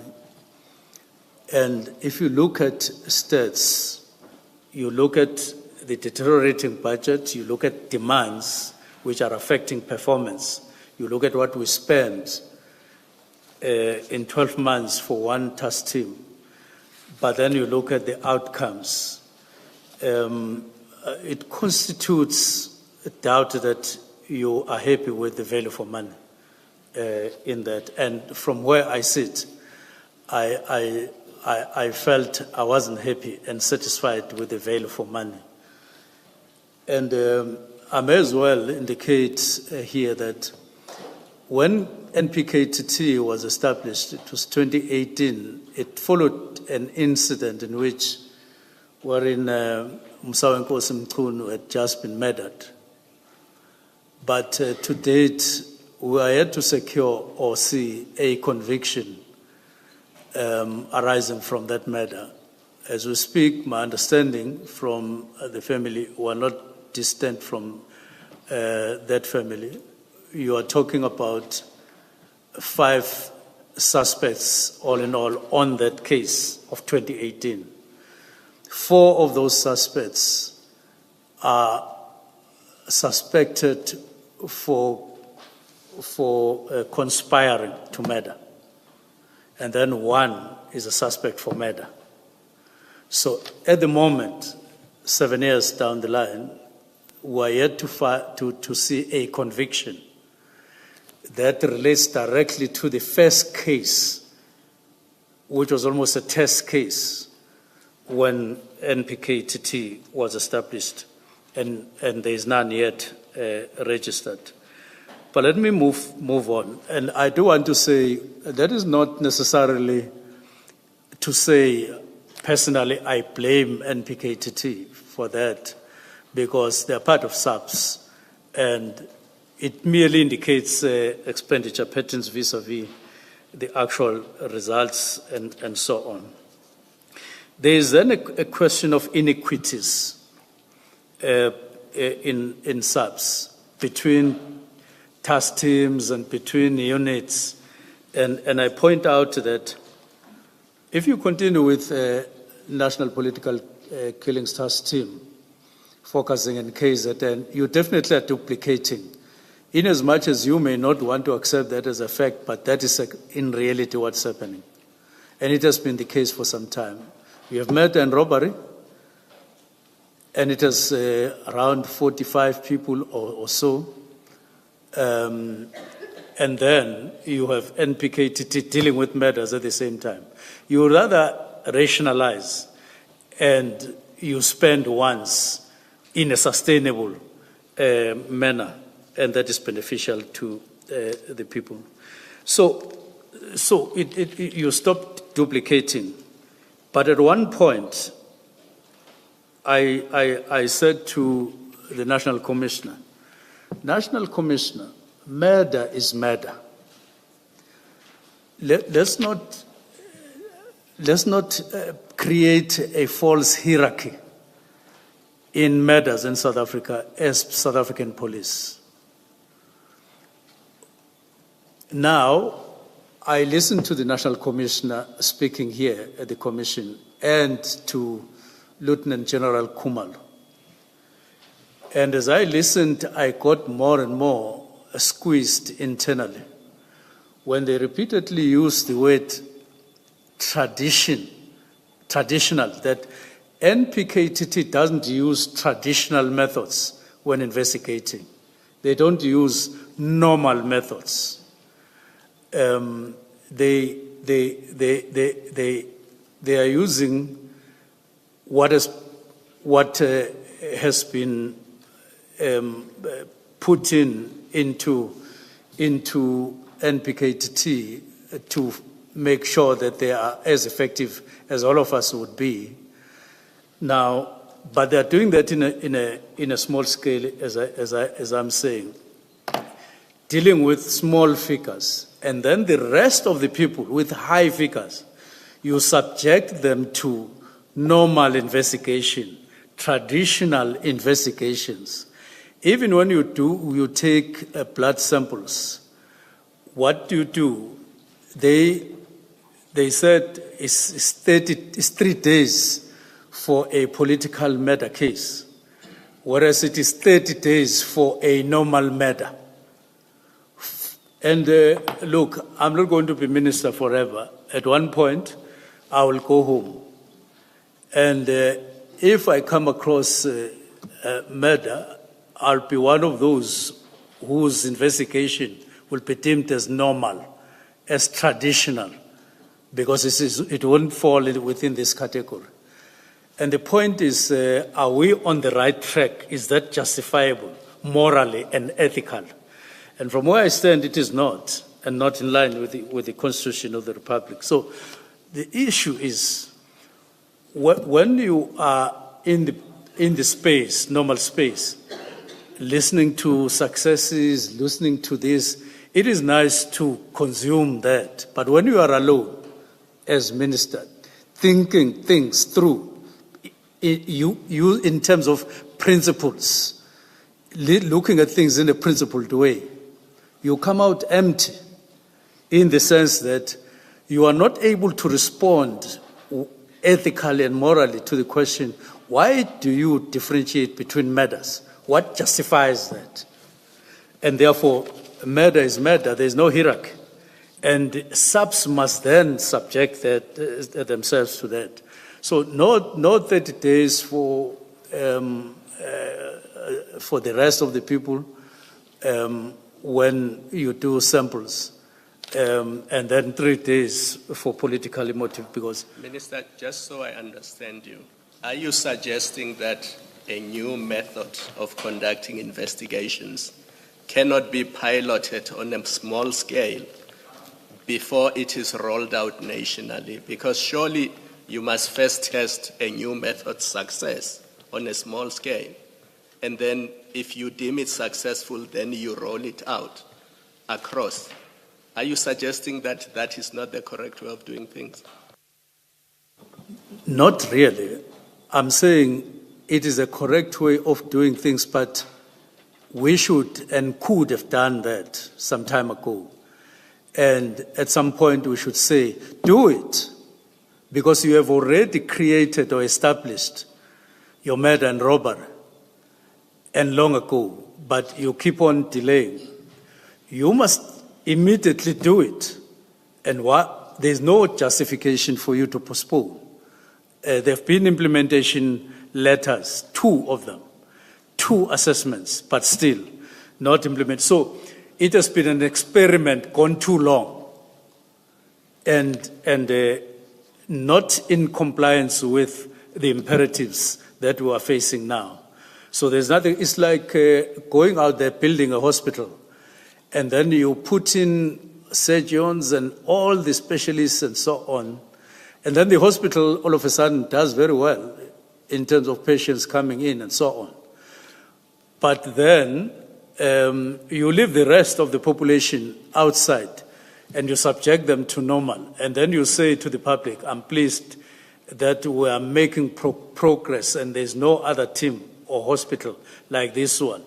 But you know that all the other hospitals are not like that. I'm just making an example.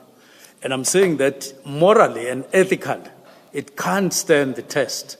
And the longer we keep it, the more unjustifiable it is. And the experiment has been there for quite a long time. Now, I then move to 136. Those were the directives, 3 of them. Although we are now running with 1363, but there were those others, and they were selected because of their impact on crime in South Africa at the moment. I'm not going to go to each one of them, but I'm just highlighting the reason why 3 were selected. Ministry has a number of priorities, quite a number. But then from those priorities, I selected those. It was just for one reason. At the beginning of the year, 2025, just take those 3, focus, get rid of them, and then go to the rest because of their impact on crime in South Africa, and attend to them. And I'm glad that 1361, 1362 were attended as directives And we worked together and we moved on, and we made substantial progress on both. The one that remained behind as a result of people changing their mind midway, we then diverted and sidestepped, and we are in that particular situation. But the two moved on very smoothly and made a lot of progress. I will deal with them maybe when I come back.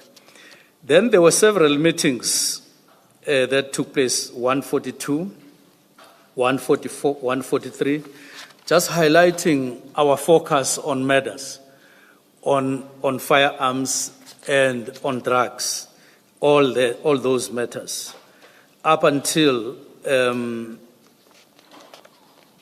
follow-up meetings on those dates, as I indicate. Those were various meetings dealing with the same structures, priorities, and making progress. Still following that report, the Marai report on implementation. Now, I'm saying that on paragraph 154, I'm just highlighting the very same issue that, as far as I'm concerned, there's a problem of compliance with Treasury guidelines. We get our budget allocated for this, and then we compel ourselves to use the budget for something else, which we can't keep on doing. It's not a way of running a department, a proper way of department, because it leads to irregularities consistently. And then decision finalization and the 31st. So by the 31st, by late December, we had gone through the work study. We had done the memorandum related to the PKTT, asking for money midway and so on. We had done with what accompanies the Marai report, the work study, the Marai report. We had done those meetings on the 1st, on the 21st, on the 22nd, listening to what PKTT, and even spoke, especially in the meeting on the 21 and the 22nd, on the 1st and the 22nd, where I indicated clearly the need to urgently review the status quo in relation to NPKTT from the macro point of view. And National Commissioner indicating that in any case, that was never a permanent structure. It was meant to be temporal, and that we should go that route. And then December 31st, the actual directives. And I do want to say that when I indicated with reference to the PKTT, I attached the word immediately. Just to clarify what, in my understanding, as I was sitting on the desk writing, and I would want to indicate to commissioners that I wrote this, although it's not the subject for today, but I wrote the directives, and I take full responsibility for them, all three of them. I was not influenced by anyone, anywhere, not by phone, not by anything. I just had said for 3 days, 29, 30, 31, and asked myself, what changes, what impact have I made on subs? This is my 5th month in the department. I'm heading for the 6th month. And I need to see qualitatively the difference that I've made.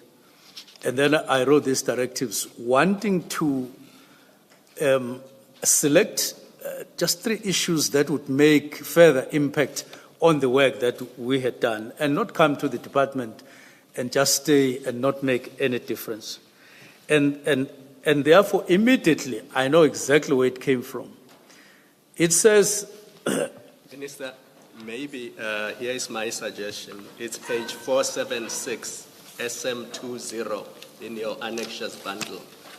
In my Yes. annexure. So maybe as you are talking, have it in front of you. It will make it easier. Okay.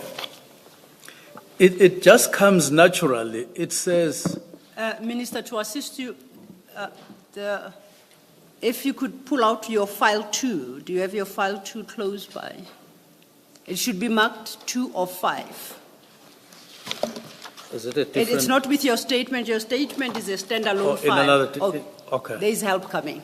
It's fine, they'll assist me. So when we get to file 2, she's going to open page 476 for you, which is the disbandment letter that you issued. And it is that document that Commissioner Kumalo suggests. Okay. When you deal with these aspects, I touch you do on so this. with reference to that document. Thank you. Thank you for guidance. Are you finding it? Okay, good.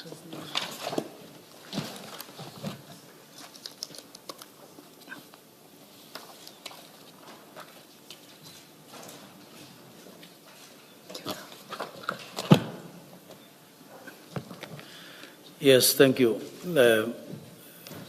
So I won't go to, oh yes, this is the directives themselves. Oh, I see, thank you.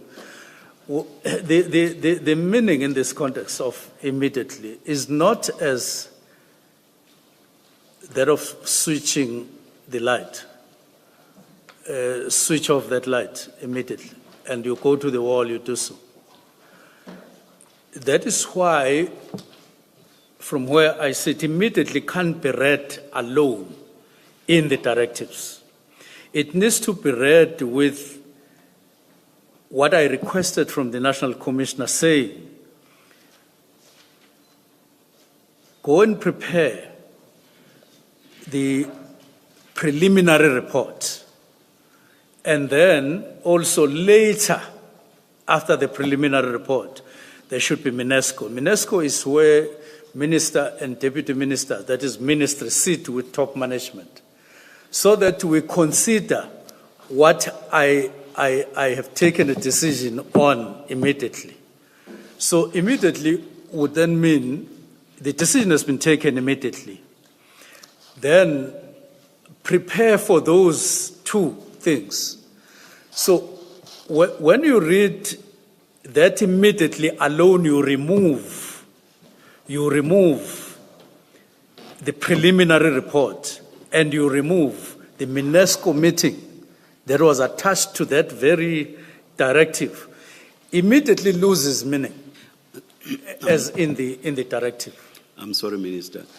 I want to understand your use of immediately. What do you say immediately relates to? Does it relate to the disbandment, that is disbandment immediately? If not, what do you say it relates to? I'm not sure I understood you. It relates to a decision having been taken. So saying to the National Commission, take note that the decision has been taken immediately. The decision. So it is you that acted immediately. Maybe let me put it like this to explain. It doesn't say, for instance, with immediate effect. It says immediately, meaning this decision has been taken immediately. So the way I'm sitting, I think the two mean the same. But in the context, especially when you attach the preliminary report, which is not required as of 31, it is required for another date, and then the MINESCO, it clearly sends a message that this immediate is not like switching off. It's not like whoever is driving. Minister, when I studied or was taught English in my younger days, they would say an adverb. What does it do? It modifies a verb, I think, and an adjective qualifies a noun. That's the grammar I was taught. So your immediately is an adverb. So which verb in your sentence does it modify or does it relate to?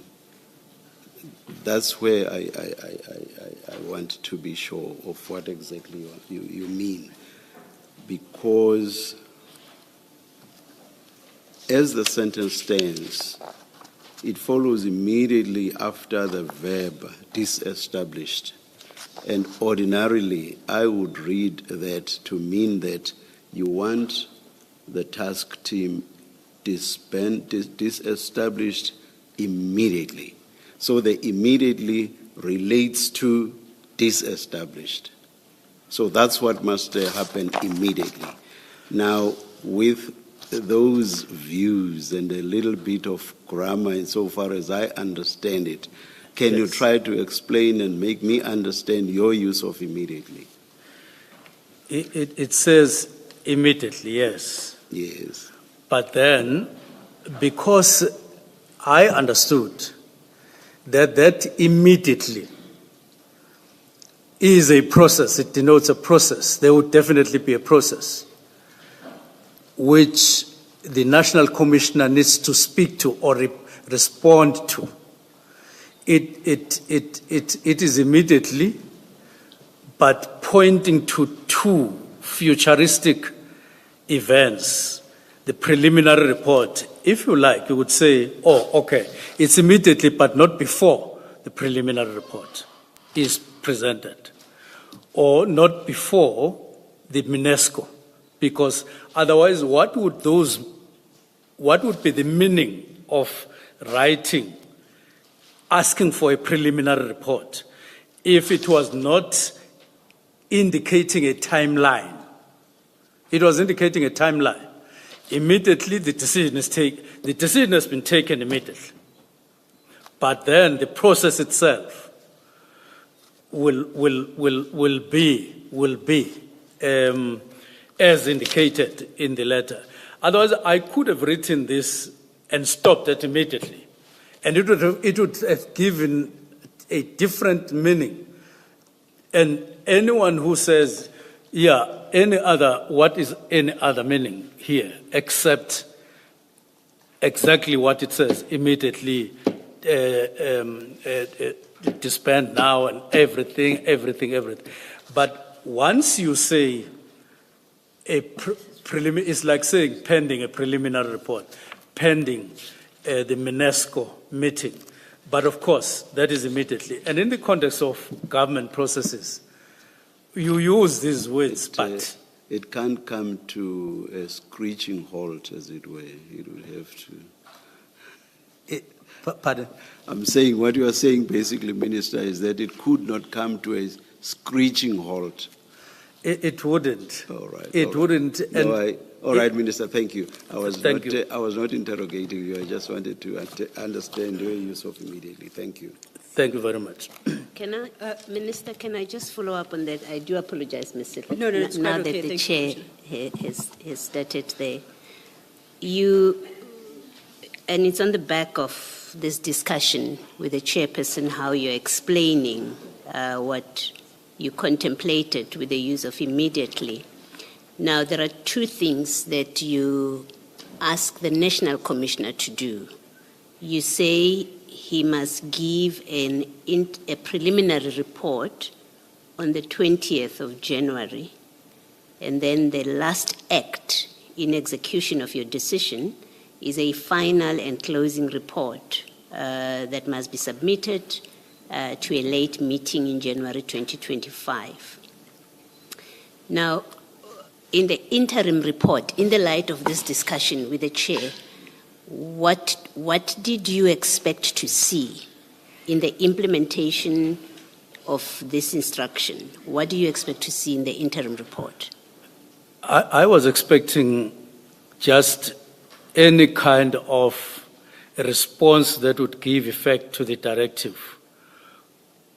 If not, any other response from the National Commissioner. And I must say, I've done this even in other departments a few times, even in a meeting, to say, DG, we've taken a decision now. We have immediately taken a decision. And I would even ask, how long would it take you? A week? I'm the first one normally to say a week. And DG would say, Minister, 2 weeks. And I would say fine. Because I've come to understand how officials of government work. they work very hard, but not without one form or the other of relaxing. Sometimes in a situation where you really feel the pressure yourself. So I was expecting that National Commissioner would respond. That is the word. He would respond to the directive. But in particular, indicating how this would be given effect, how it would happen from his perspective. Simply because even if I left it in earlier, where I was explaining the powers of the minister vis-a-vis the powers of the National Commissioner, but they are the two sides of the same coin. Yes. And, okay, I note what you say. I guess we'll have a further discussion. And then you've told us what you would expect, you were expecting to see in the interim, in the preliminary report. And then in the final report, which must come in January still, it's a Yes. close-up report. What do you expect to see there? I was expecting to see, first get the outcome of the preliminary report. Depending on the preliminary report, then we move to the final. I knew that this is quite a tight time frame, but it was deliberate, just to highlight the urgency, to highlight the importance, to highlight what I wanted to draw the attention of the department to right at the beginning of the year. I knew that, as usual, there would be flexibilities in the process. At one point, as an example, I wanted us to hold a workshop, a 3-day workshop, in February or so. But as time went on preparing, they then said, management said, no, Minister, let's hold this workshop in March or something like that. Even the summit, police summit, we didn't hold it at the time that I had indicated first, or we had indicated first as minister. We held it much later. It happens quite frequently that as minister, you want this period and you pronounce it. But then the officials, when they implement, when they operationalize, they find that they come back to you, they propose a different time frame. It happens quite frequently, and I hope not just me alone, all of us. So that, I'm sorry. Okay. I'm sorry, Minister. Okay. No, I was going to hand back to Ms. Sill. I just wanted clarification of what you were contemplating, and I note your explanation. I guess we'll have further discussion about it. But I think I'll hand back to your evidence leader. Ms. Sillo, just to say, this does not mean that we have started engaging. Indeed. Just a sort clarity. No. And My colleague Commissioner Kumalo says that he too wants something clarified. We will. And I just wanted to point out that I think when Commissioner Baloyi indicated she wanted to say something, and I do appreciate that we haven't finished that session where the minister gives his version. But at the same time, it is necessary that we introduce some logic to how we approach things. So in light of us trying to, or at least the three of you trying to have a better understanding of that paragraph, that last paragraph, I too have some questions. And I wanted to say, when I put them to the minister, it's all clarity-seeking questions, not so much that we have started to engage, but I'll do so after Commissioner Kumalo. Thank you. Good afternoon again, Minister. Again, still only seeking clarity. I have difficulty with your explanation that immediately refers to you having made a decision immediately. Because I'm going to read that sentence. This is what it says. I therefore direct that the political killings task team be disestablished immediately. So my reading of it is that you were directing that something be done immediately, not that you were saying you have made an immediate decision that something must happen in the future. So if you can just...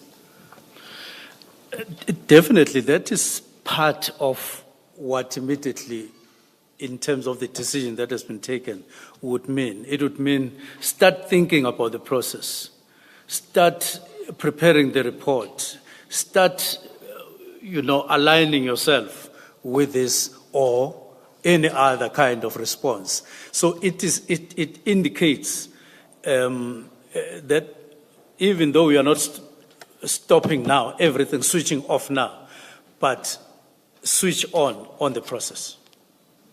Does it also mean if you have different views, then engage me on those views? Obviously, it will mean that exactly because in any decision that the ministry would take, you open it up for engagement with the management. That's why the second meeting after the preliminary report would entail UNESCO so that we have engagements on the matter to assess whatever would have come up from the preliminary report. We will come back to the directive, but for now, I'll give back to Advocate Silva. Thank you, Commissioner Khumalo. And by way of clarity, still on the same paragraph, my one question has in part been asked by Commissioner Khumalo. My second question, still on that paragraph, and I refer you to the sentence relating to the filing of the preliminary report. That sentence starts with a word further. You state further that a preliminary report in this regard be submitted. Now, in the context of trying to understand what immediately means, I would like some clarity as to further to what must a preliminary report be filed. My interpretation of that paragraph is further to the immediate disbandment, a preliminary report must be filed. I want to test my understanding with you. Would that be a correct understanding, or do you think I am completely misreading that? Precisely because you say further. It doesn't say to be disestablished immediately and that a preliminary report be filed. It says further, comma, so that has to imply it is further to something. And going back into the paragraph, I am trying to determine further to what. And the only thing that my logic tells me is further to the immediate disestablishment. So I just want to test my understanding with you. I want to see this sentence. It starts, let's start. Observation. Yes, I see. Yes. I see the sentence. Further, so I therefore direct that the political killing system be disestablished immediately. Yeah, correct. Meaning decision taken and then processes, but further to that, going forward, or note, in other words, then prepare preliminary report. Oh, so what would precede the filing of a preliminary report is the immediate disestablishment, which, as you say, means that to start the process of disestablishment. Only. Only. Other than switching off. Okay. I'm clarified about the meaning you attach, as I guess as the Commissioner pointed out, Commissioner Khumalo. Perhaps we shall revert to this paragraph over the course of today and tomorrow. But in the meantime, I am aware that you have not completed your version, putting forward your version, and I'm not laying the blame at your doorstep, Minister. I accept that perhaps an engagement started earlier than you had anticipated to finish that exercise.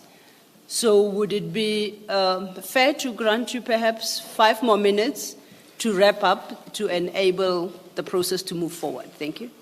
Let me try that. On reasons, therefore, on page 56, I think I'll leave it as it is. And page 57, I've touched on budgetary matters to then go to what is what I consider to be important, paragraph 114.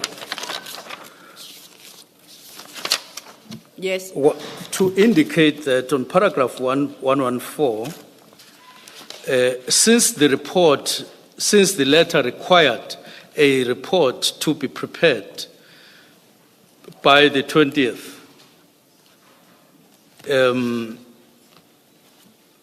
and given that I would be on leave, this is a direct quote, because I'm now indicating what happened after. Until I would be on leave until 14 January 2025, I instructed Brigadier Litoko of my office to forward the letter from the Minister to all Deputy National Commissioners, including Lieutenant General Sibia, to instruct them to prepare the necessary report. To me, that kind of response from the National Commissioner was a response which resonated with the letter and spirit of what I had written in terms of the directives on paragraph 114. 114 of your statement, Minister. It's, is it? It can't Yes, be. I'm reading. I see that it's 58, 56, 57. Minister, may I don't know what invite you happened, to but- page 59 of your statement, page 59? Yes. And if you have regard to paragraph 176, Yes. my understanding is this is what you've just spoken to now. Yes, the mistake I've done is to make a quotation outside this. I'm sorry about that. I see the It's fine. error that I It's all made. right. So we're on paragraph 176. Yes. Thank you. Sorry about that. To say what then happens on the 3rd, it's that there is then the directive now of the National Commissioner to his staff in the office to say, write such and such a letter and inform Deputy National Commissioners and follow and inform them accordingly, which indicated to me two things. One was that we were one with the National Commissioner. When I received the news, or when I got the indication that the National Commissioner has instructed Brigadier Lutoko as early as the 3rd of January while he was on leave. That was just a couple of days after the letter of the directive in relation to PKTT.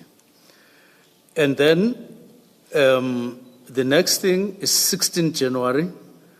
That was a separate meeting, and the 17th. I will come back at some other point on those.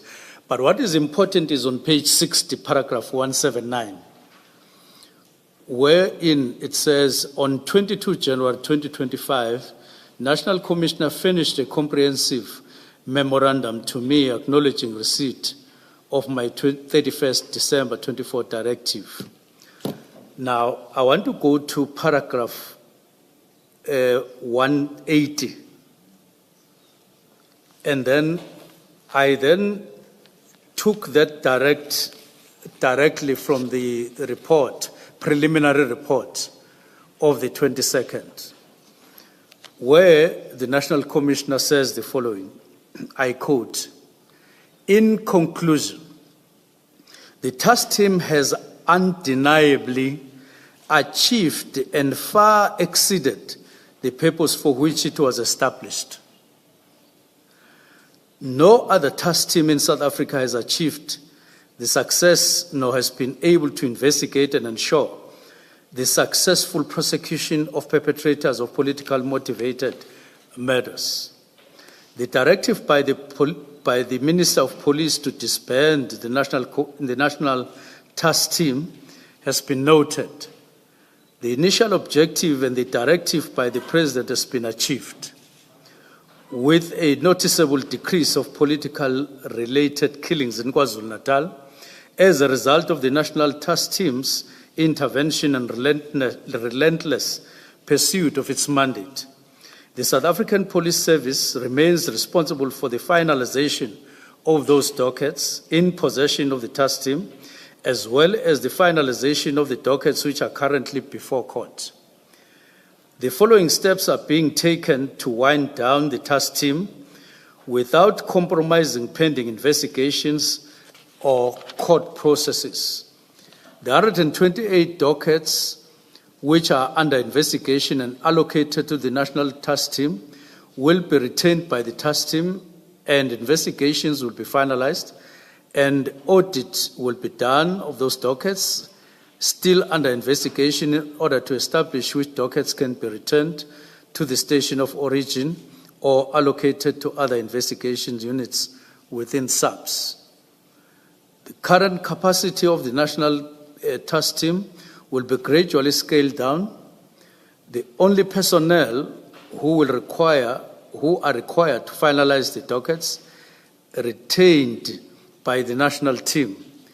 The scaling down of the team will depend on the 115 dockets that are currently pending in courts, with most of the court dates in the year 2025. It is anticipated that the team will complete the work before the end of 2025.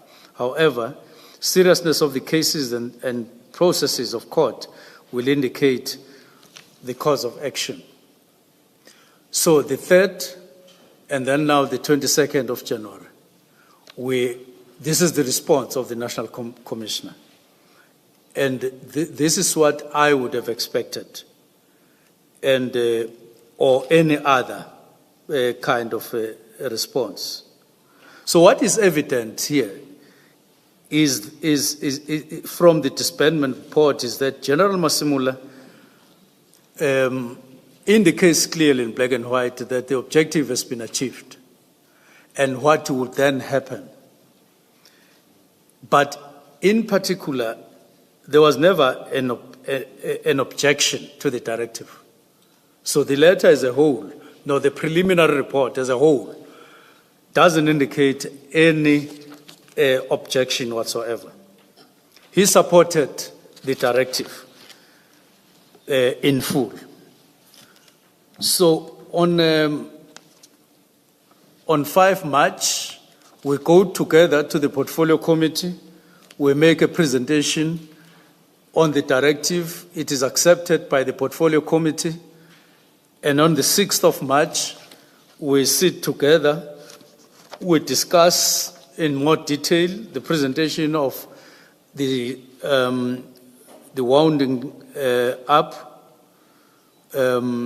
or wounding down of the National Political Killings Task Team and so on, which is now operationalizing the directive.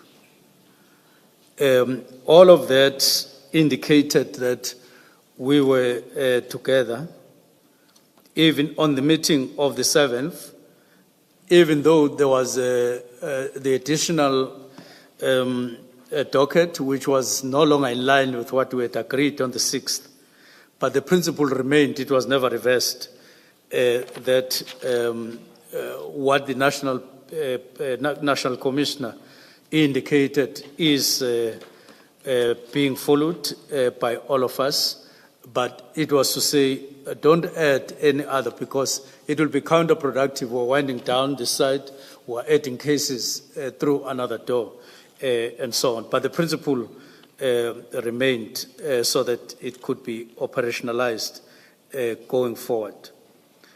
Now, I am now exactly where I'm supposed to stop, and I want to then close by saying, in the whole of this, the message that I was convinced with as we went towards December, and the lesson that I learned, and the principle that I adopted, and would want to stand by, is that matter is matter.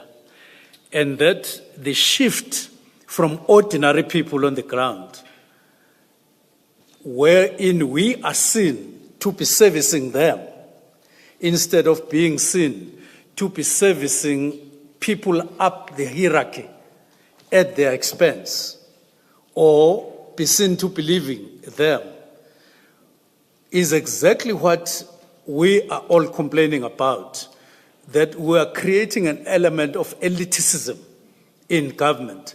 And we are creating distance, those of us who happen to be in government for that time being. We cut ourselves out of the people. The figures indicate who is dying, who is suffering, who is actually a victim of murders in South Africa. Is the majority of people. And therefore, don't drive resources away from the problem, because that's the core of the problem. Don't drive this service, don't drive this objective of stopping what is happening in the interest of a few people who, by the way, matter, but not more than the majority of people in South Africa. That is a principle that drove me and I embodied when I was writing this letter. And I sought to make a difference in the portfolio by following that particular principle, even if it would sort of be seen to be swimming against the tide in terms of the sentiment, the general sentiment. And I said, I shouldn't be taken away from a principle in favor of a sentiment that would subject the majority of people and would make me ask a question that I couldn't answer. I thank you very much, Commissioners. Thank you, Minister. Minister, did you ever hold a meeting and have a discussion with the National Commissioner of Police and possibly other senior SAPS members with the agenda item being the disbandment of the PKTT? It doesn't matter if there were possibly other agenda items, but the disbandment of the PKTT being a focal point. Did you ever have such a meeting? On the 1st of November, we discussed this matter, and I think there are attachments that point to the content of our discussion on the day. But it was not disbandment; it was review of the PKTT. And on the 22nd, it was the same, because at that time. Apologies, Minister. Perhaps let's work through that answer with reference to the actual annexures. You referenced the meeting of the 1st of November. The 1st of November. You have attached a document marked SM1 that should be in your file 2 or 5.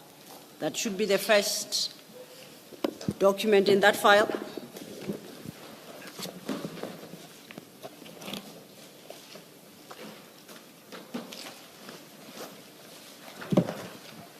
And it should read draft minutes dated 1 November 2024.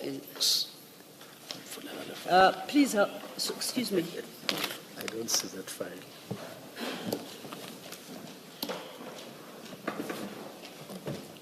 I don't want to take a lot of time. That's 4. Page 1.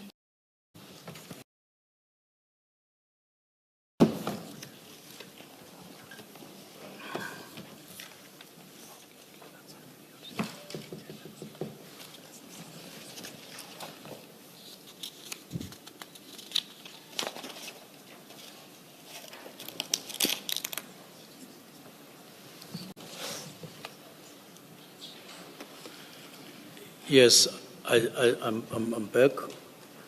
Yeah, I was just drawing your attention. In response to the chair's question, you started with a meeting of the 1st of November. And I was pointing out that your annexure SM1 states that it's a draft minute of the meeting of the 1st of November. I Ms. Silo, maybe check that the minister has got the right file. It looks like he's got the wrong document in front of him. It should be 2 of 5. The minister's annexures, 2 of 5. And in fact, you should have a tab marked SM1. I don't see us. That's it. Oh, yeah. Thank you, Commissioner Baloyi. Page? The actual minute starts at page 96. Okay. And you Yes. see it's, Yes, okay. I see. So- I see those paragraphs. Thank you, Minister. Yes, I understood your answer. You'll correct me if I'm wrong. yes. Your answer to my question whether you ever had a meeting, an agenda item of which was specifically the disbandment of the PKTT. I understood your answer to be that there never was such a meeting, but that at the meeting of 1 November 2024, what was discussed was the review of, amongst others, the PKTT. Did I understand you correctly? Correct. Yes. Indeed, let me take you to page 99 of the document you've just been referred to. I want to show that what is in there actually accords with your answer. I'll read the second paragraph after the bullet. So at the top you have the bullet point, Yes. and then you have the paragraph that follows. I'm going to read the next paragraph. It says, the minister further indicated that there must be reconsideration and review of certain capabilities, such as the political killings task team, which are primarily about address serious crimes. There's something wrong there. He stated that SAPS should guard against creating structures/units based on specific category, whilst these duplicate the existing capabilities, bracket, e.g. text killings, political killing, all being about murders, close quote. So I'm saying that this actually accords with your answer. Now, let's move on.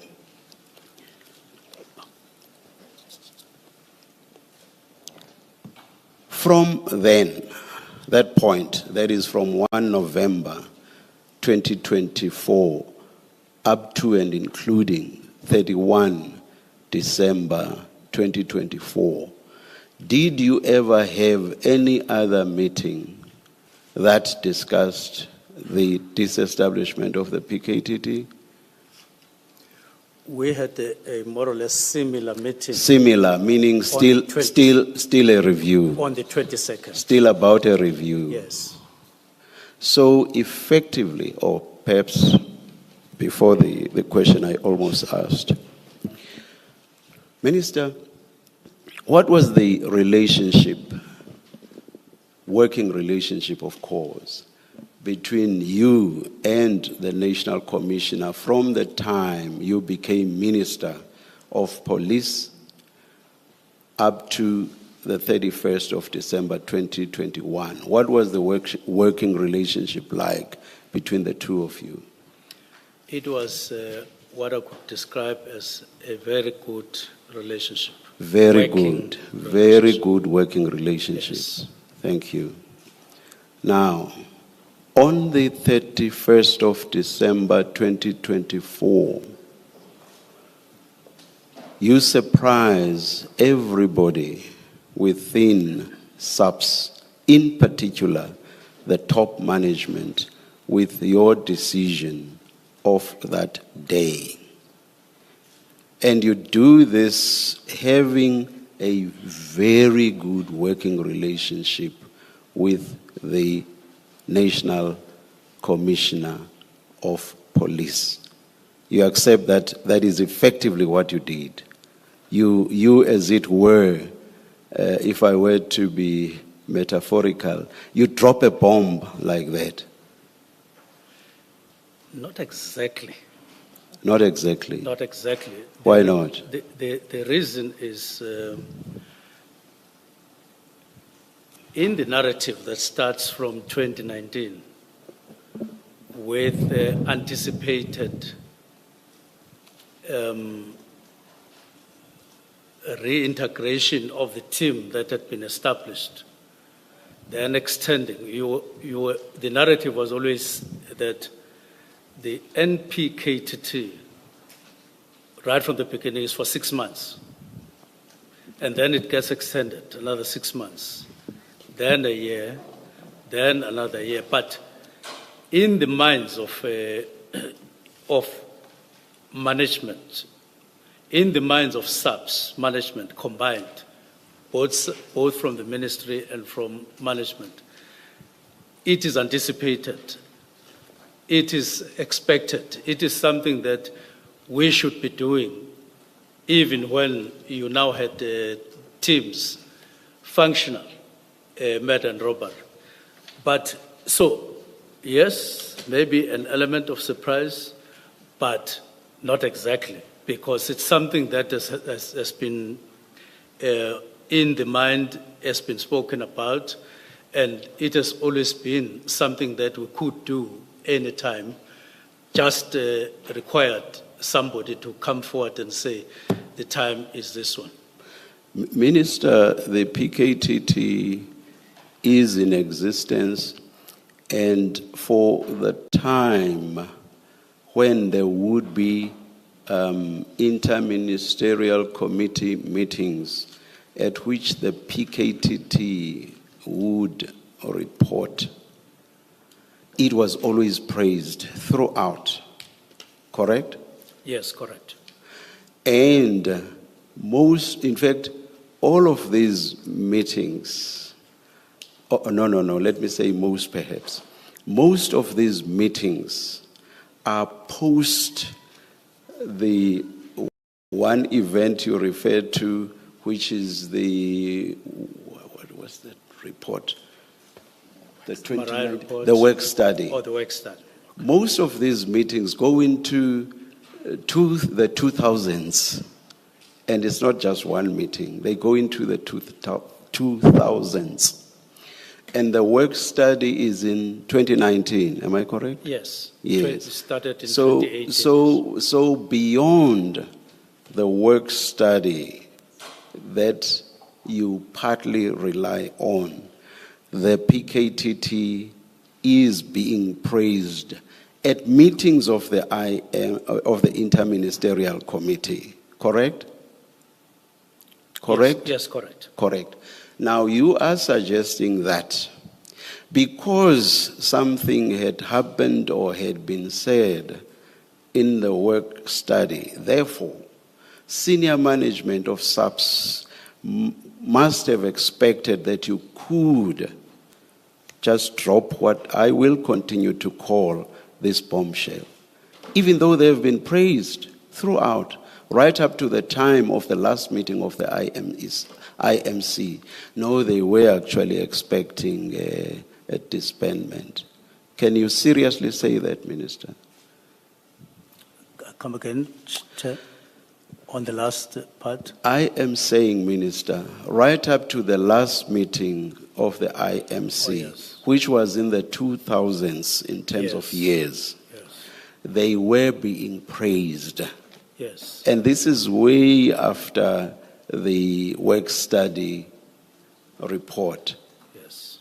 So what I'm saying is, surely if they are being praised, Minister, they can't expect that, but we're going to be terminated the very following day. So what I'm putting to you is, on what basis can you seriously contend that they must have been expecting that the PKTT would be disbanded? Just on what basis?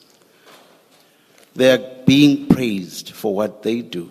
On what basis could they think, despite our performance, good performance, insofar as I'm not talking about Dr. De Haas and other people, you know, and I'm by no means judging what they, Dr. De Haas and others have said, not at all. But I'm saying, in accordance with the assessment of the IMC, they are performing very, very well. On what basis can you seriously suggest that they must have been expecting that they could be disbanded any day?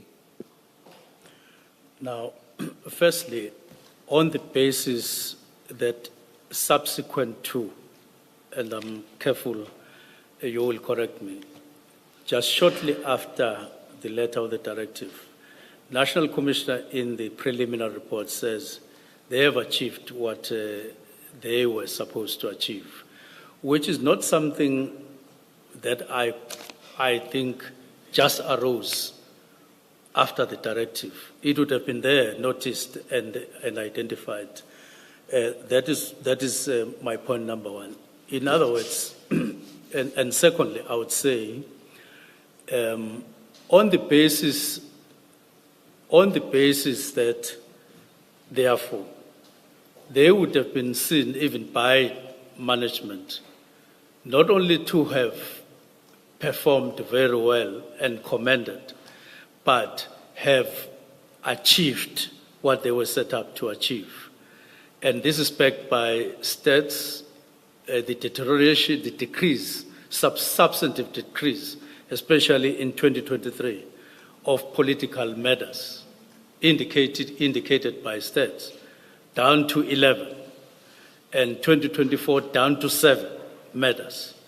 So, and though on the basis, sheer basis of the problem or the challenge for which they were established, and then discussions in the meetings in November,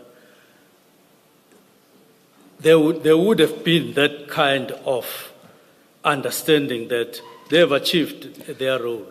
Minister, I have a serious difficulty with that answer. You see, if you were giving us that answer having consulted with them and they had said this before you took the decision, your answer would make sense. Your answer does not make sense because it's something that you get to know after you had taken that decision. So on that basis, I say, or I suggest to you, Minister, that your answer does not make sense. Would you accept that?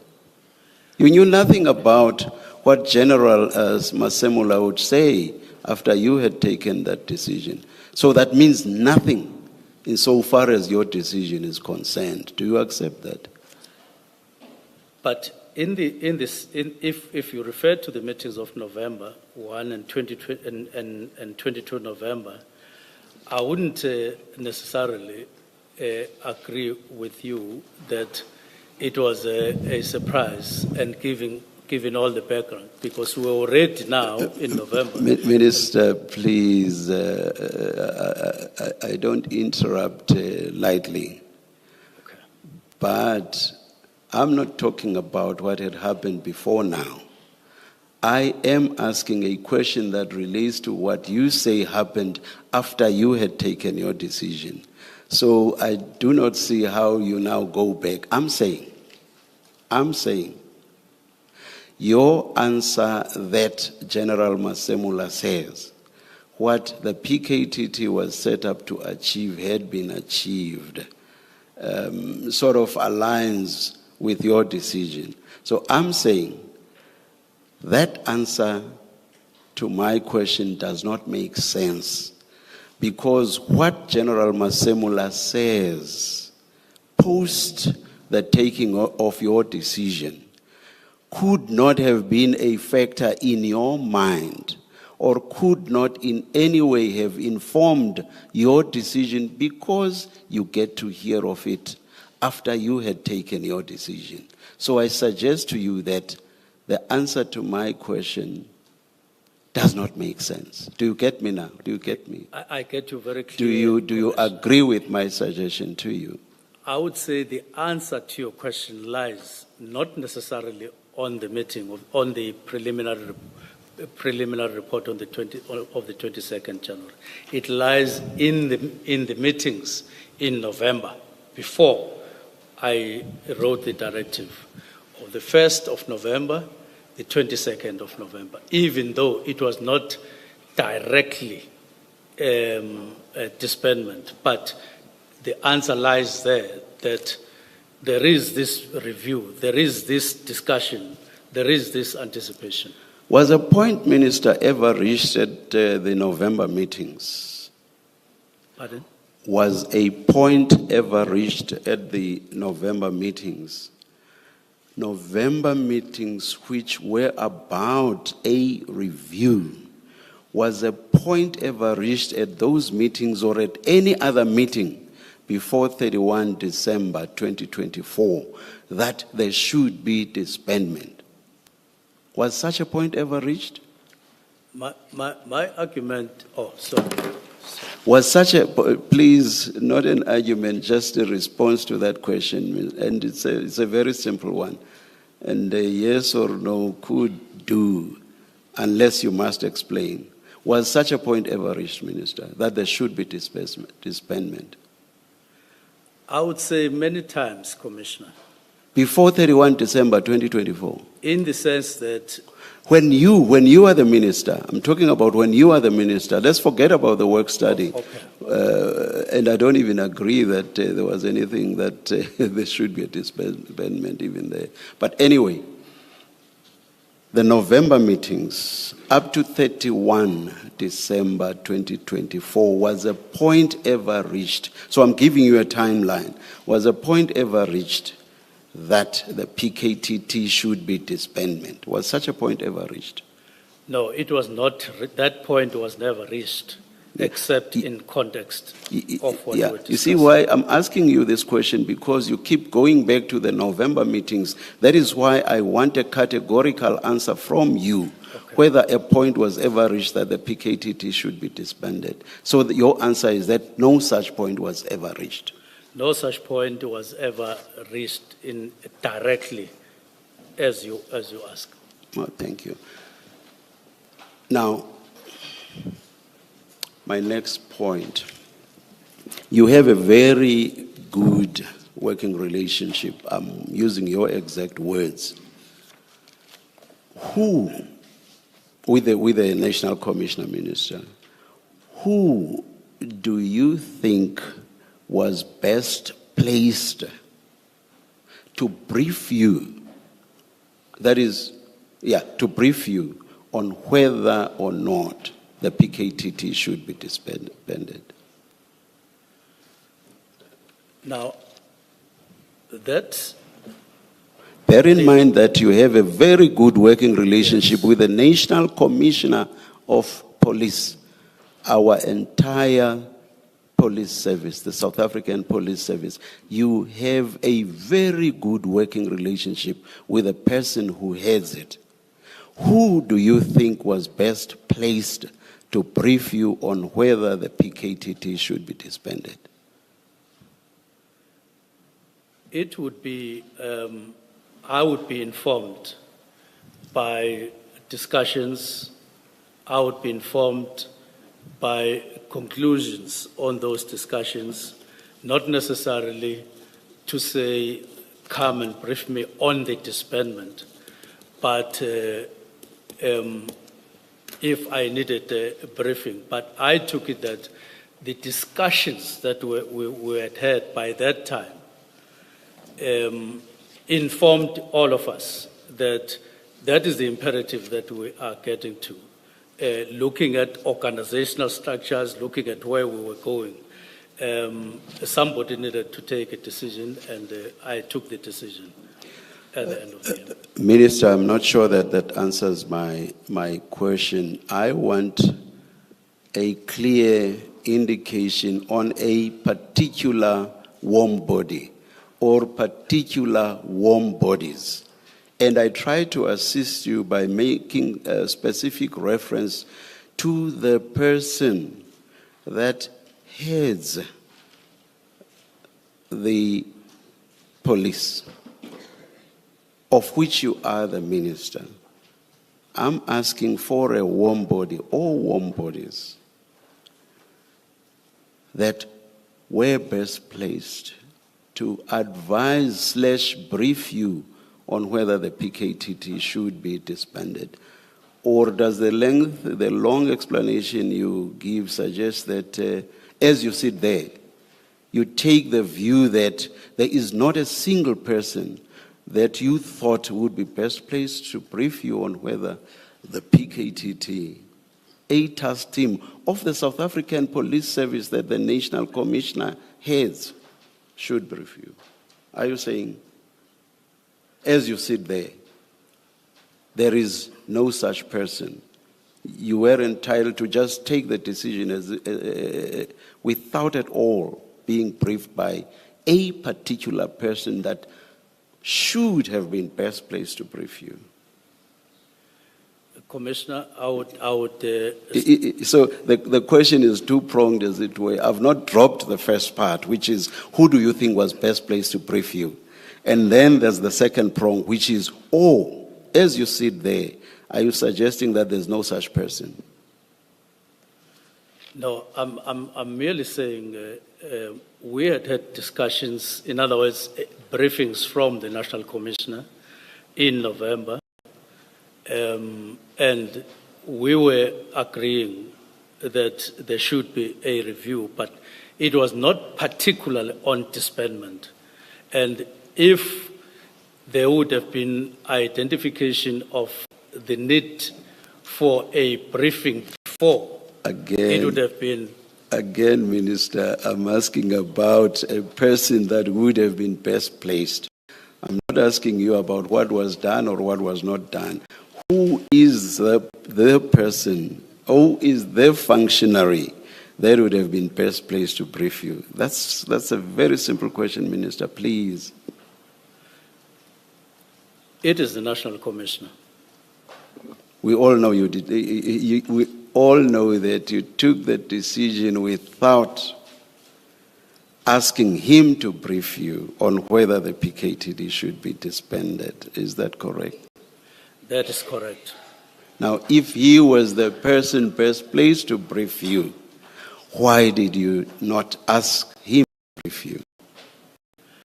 Now, this decision, as I said, flows from the 29th, when I finally took the break.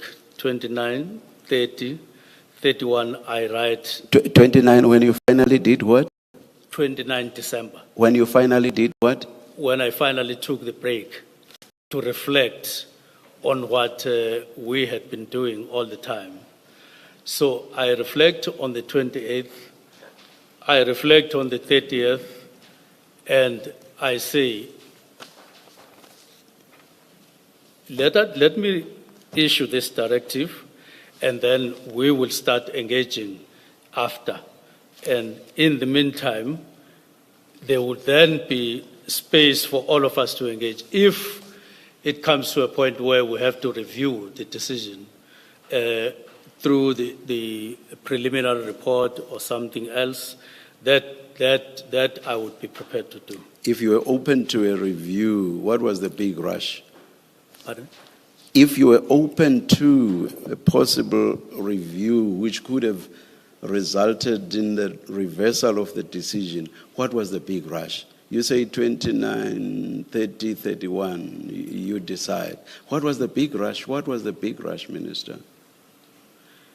The rush, yes, if I could use your words, Commissioner, was to give an indication that what was supposed to have happened before and the wrongs that were going on in terms of budgeting and so on, let us discuss those at the beginning of the year, but the decision is being taken that we disband, and so that we now focus on the decision, whether we agree, all of us, on this, or we don't agree, it would be fine. I was flexible and I was open to that decision, but don't postpone taking a decision at the time that you think you need to take a decision.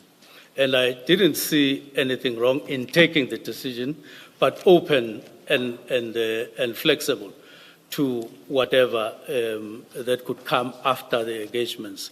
There are decisions that, there are instances where decisions have been taken and you say this decision needs to be taken in the interest of the public, and then we will consult. There are such instances that have happened in government.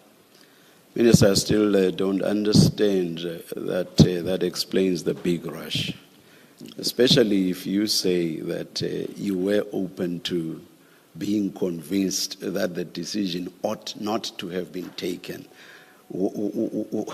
Why start with a decision and await a possible reversal if you are convinced? It just gives me the sense that you were in a terrible rush. So my question stands, why the big rush? Why this terrible rush? I wouldn't... I don't understand. Yeah, I wouldn't necessarily say it was a big rush.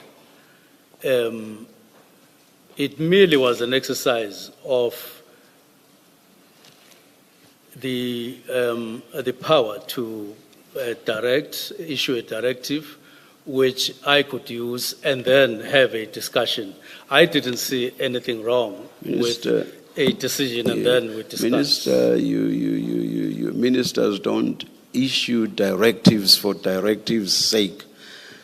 Why could you not rather say to the National Commissioner, National Commissioner, I am minded to disband the PKTT. Please tell me why I should not do so, and only disband the PKTT if you were not satisfied with the reasons that he gave you. Why did you not do it that way? I just don't understand this inverted decision, as it were. Decision, but I may be convinced to reverse it. That doesn't make sense to me. Why did you not say to General Masemula, General, I'm minded to disband the PKTT. Give me reasons why I should not do so. Well, I didn't think that particular way, commissioners. I thought that I would give the directive and we would sit down and have a discussion as indicated in my letter. And I didn't think that was constituting any offense or that it was in breach of any law, as it were, or in breach of the Constitution. Minister, did you not realize that the disbandment of the PKTT would have serious implications, both in terms of the work that it performed, in terms of all the dockets that it handled, at all of the various stages at which they were? Did you not realize that? Well, I didn't write anything about dockets. This was not a decision like, let us buy a generator for the department, you know. It was not that, yes, that too has financial implications, but I think the implications of disbanding the PKTT would be far-reaching. Do you accept that that is so? I didn't indicate anything about dockets because I understood that when I issued the directive, it doesn't have immediate implications on what was happening in relation to dockets, and it wouldn't have, because that would be a subject of discussion in the preliminary report and subsequent meetings that would take place. This was a mere decision to say, let's start the process of engagement, in other words. Insofar as you were concerned, the effect of your decision would be down the line, as it were. That the effect of my decision would be assessed properly, engaged on, after the decision So, in the preliminary If report. it were to take effect, and I'm saying if it were to take effect because you say there could have been the possibility of a reversal. So if it were to take effect, it would take effect down the line. Do you accept that? If there would be, If your decision were to take effect, it would take effect down the line. Do you accept that? yes, I accept that. Yes. This takes me back to my question as to, it's not as if once you said disbanded immediately, your decision would take effect immediately. So if that were the case, I go back to my question, why did you rush and say disbanded immediately? Why did you not invite input on whether there should be a disbandment at all? Commissioners, the letter itself, as I've indicated, clearly got written with a fair space for engagement. As I said before, it was not to say stop everything as of now, minding that it was 31st of December, and it says let's engage through the preliminary report. Exactly my point. Yes. Exactly my point. Why not engage before? Why rush to the decision to disband immediately? Exactly my point, Minister. But I will move on.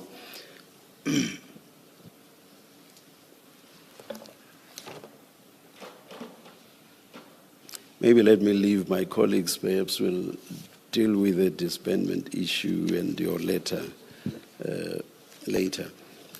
I have a few other questions which may not be few because of necessary follow-up questions.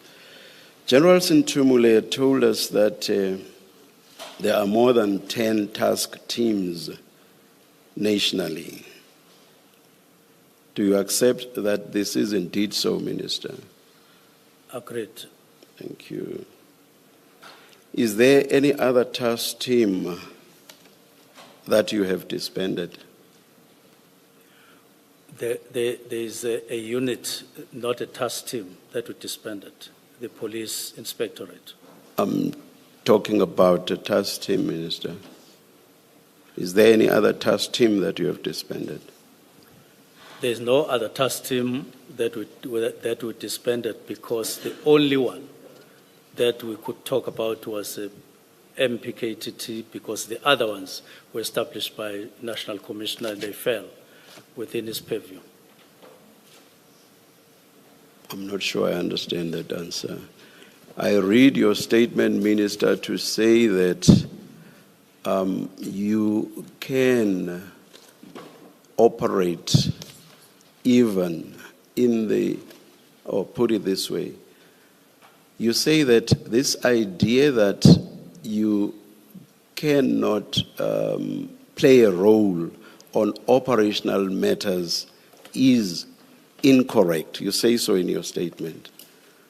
Yes. And some of the operational matters would be matters that concern the purview of function, obviously, of the commissioner, and indeed anything that relates to whatever the national commissioner may have done. Would that not be correct? To the extent that you say that constitutionally, because you say that you can act even operationally, you say that comes from the Constitution. So constitutionally you say you may engage in operational matters, correct? That's in your statement. That is not to say practically go and constitute, decide who must get into the team, who must go and be based where. That is away from that. No, Minister, no, please. I'm just saying, you say in your statement that the Constitution empowers you to play a role even in operational matters. Does your statement not say so? It says so, but in italics. Sorry? It says so in italics, and I want to emphasize that it meant that you... So you may oh, all right, let me listen, yes. Let me listen, Minister, yes. Yes. It was to say that while you have your constitutional duties and as identified by the Constitution, and the National Commissioner has his duties, but you don't operate with the Chinese wall between yourselves. It is the two sides of the same coin, as I indicated. Therefore, when exercising your duties, you are aware of how they will impact practically. So you are saying then, Operational, Minister, yes. oh, sorry. Yes. Operational. Operation. Yeah. So you are saying, I'm taking you back to your point about not having disbanded any other task team. So effectively you are saying that even if a task team may be operating in the most criminal and horrendous manner, you would never ever disband it purely because it was set up by the National Commissioner. No, I'm not saying that. There would be an engagement, there would be a discussion to say what is happening here, and let us discuss what we are getting in terms of what this task team is doing or what is happening around this task team, either because it gives us bad image or for whatever reason. Then we would engage, because that would be a task team established in terms of 11(2)(d). And if the National Commissioner dug in his heels, you would throw your hands up in the air and say, I'm not disbanding this task team because it was established by the National Commissioner. Not at all. We would engage further. No. Let's take you to the very end point where even you are satisfied that further engagement is not going to take you anywhere. So the National Commissioner is digging in his heels. You would throw your hands up in the air. Not at all. It would mean that we are now incompatible. And because the National Commissioner is appointed by the President, I would go to the President to say we are becoming incompatible with the National Commissioner based on 1, 2, 3. And then he takes a decision. I will leave it at that because I was tempted to say, and then a new National Commissioner is appointed, and that National Commissioner is happy with the existence of that task team, but I will leave it there. Because I just want to test this idea that you can only disband task teams that have been created by whom, by the way? Yes, you can only... Task teams created by whom? Yes, you can only disband the task team as minister. Created by whom? Created by first. Because you, the minister, cannot create any task teams. No, I'm saying this one, as I say, was not created by the National Commissioner. It was created through the intervention of the President, then the task team, the interministerial, and then deciding that there should be a mechanism. But that's what informed the decision. But Yes. The actual creation would have been in terms of statute, and where would that be? It would be in SAPS, and it must have been by the National Commissioner ultimately. It may have been informed by what the President said, that filtering down to the IMC, then that filtering down to the National Commissioner. So this must have been created by the National Commissioner as well. Because statutorily, there is no way that something called an interministerial committee could, as a matter of law, set up a task team. That is not possible. They took a decision, commissioners, that there should be a mechanism in the form of a But task the team. actual creation in Operation, law, the yes. actual creation in law would have been by the National Commissioner. Operationally. He would be operationalized. But in law, Minister, it would have been created by the National Commissioner, in law. Yes, it would have, the creation would have been informed by the IMC decision. But in law, the actual creation would have been by the National Commissioner. I see it. You see, what I'm testing here is this idea that in law, there are some task teams that are created by I don't know whom, and others that are created by the National Commissioner, and that those that are created by whomsoever, you are entitled to disband. But those that are created by the National Commissioner, you cannot disband. I don't understand that as a matter of law. Anyway, let me move on, Minister. But I want to put just one point, that this one, NPKTT, the decision was through a directive of the executive side of government, and then it was operationalized. These other ones, National Commissioner can take a decision to establish and to disestablish. It has nothing to do with the directive of the executive. I'll move on, Minister. You say the PKTT expenditure could not be justified. Did you compare it with the expenditure of other task teams? No, we were dealing with the overall allocation of the budget, and I only complained about the management, the way we were managing the budget and allocating it. I did talk about less expenditure on detectives, less expenditure on other enablers. So it was not necessarily to be confined to a particular task team. It was spread in the whole organization to say we are not allocating the resources correctly here and here.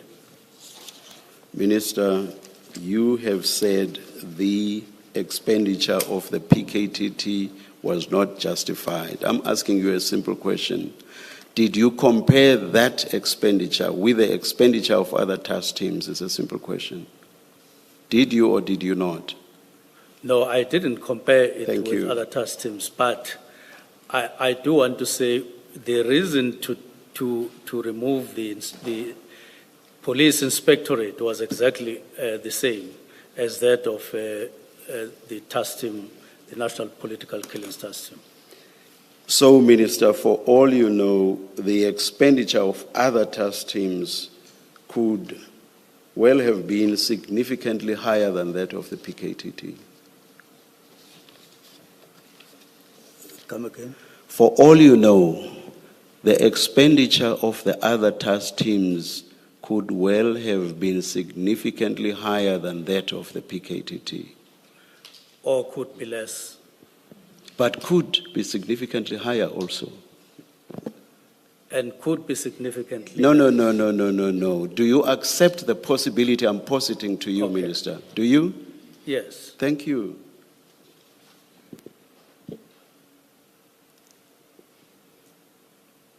Did you ever assess the continued utility of any other task team, that is of the more than 10 task teams, besides the PKTT? Did you ever assess the utility of the others, continued utility of the others? Not exactly, but I'm saying it was in the form of assessing the organizational structures, all of them, and not necessarily one by one. Because even the PKTT, we didn't necessarily approach it as an individual team. We were approaching or defining the problem as that of, from the macro point of view, to say, what is it that we need to do with the structure? What do we need to do with the systems and so on? And as things came, we were then taking decisions as we reflected on what we saw as we were looking at the organization. That is how the inspectorate came in the form of discussion. It was not because we had an agenda item on any day saying, police inspectorate, we are going to be discussing it. It arose in our assessment as we were doing our work. And it came to our attention that there is police inspectorate. And by the way, what is it in the context of optimizing our budget? And later, by the way, what does NPKTT mean in the process of optimizing?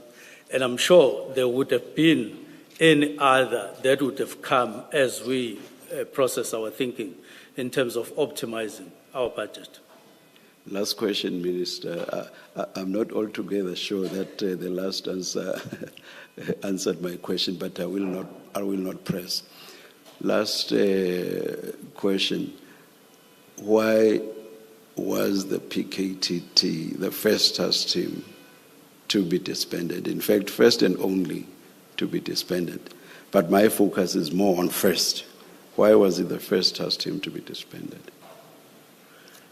Now, I've indicated, Commissioner, that the first to be disbanded was not even a task team. It was a unit.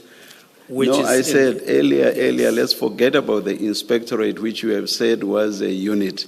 I'm talking task teams, Minister. Yes. Why did you pick on the PKTT to be the first and only thus far, actually, victim of disbandment? Now, we have stated the reasons that in our discussion, our assessment, our attention got caught by PKTT, and in view of us discussing the structure in relation to murder and robbery and all of the history that we have been indicating, and there is no other task team that fell in that particular category as we were discussing.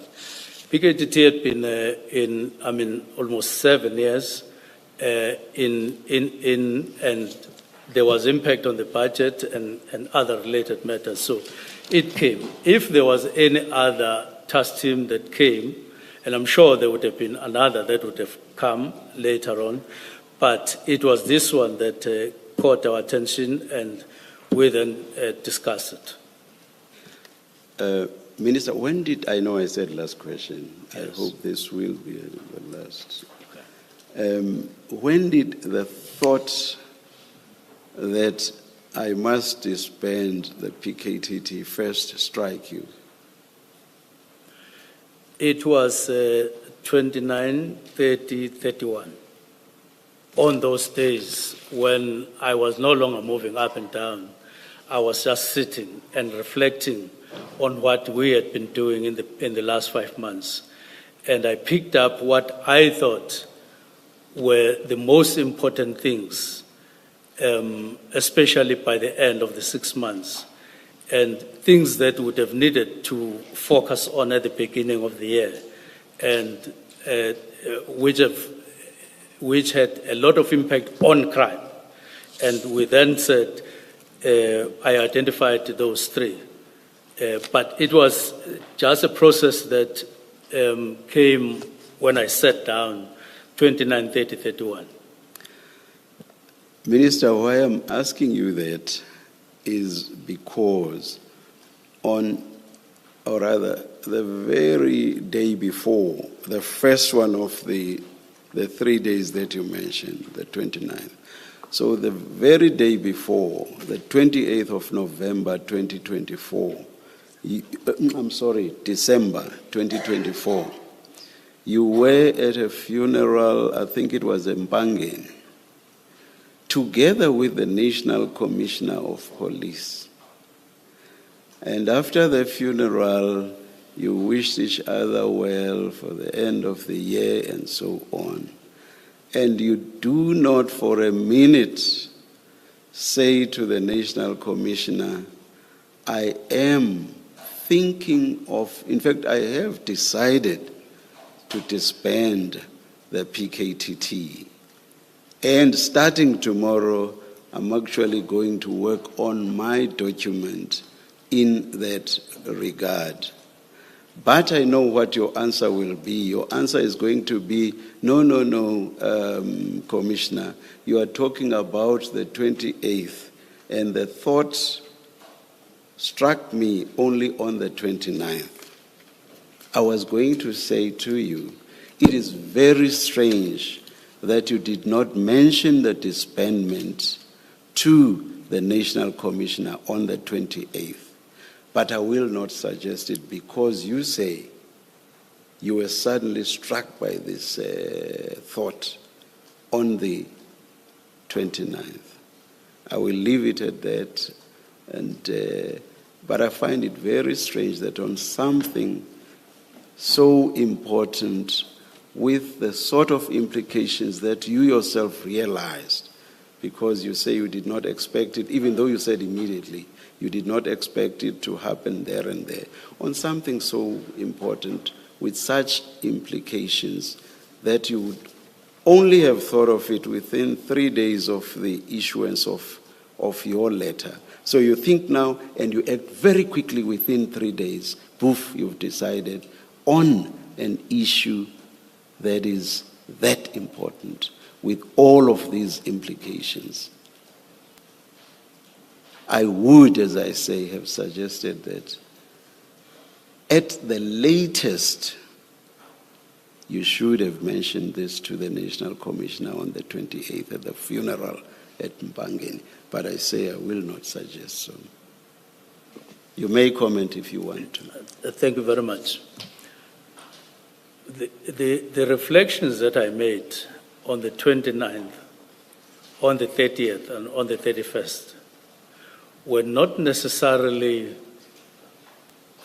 out of the rest of the work that we had been doing, because those reflections were taking the 5 months that I had been in office.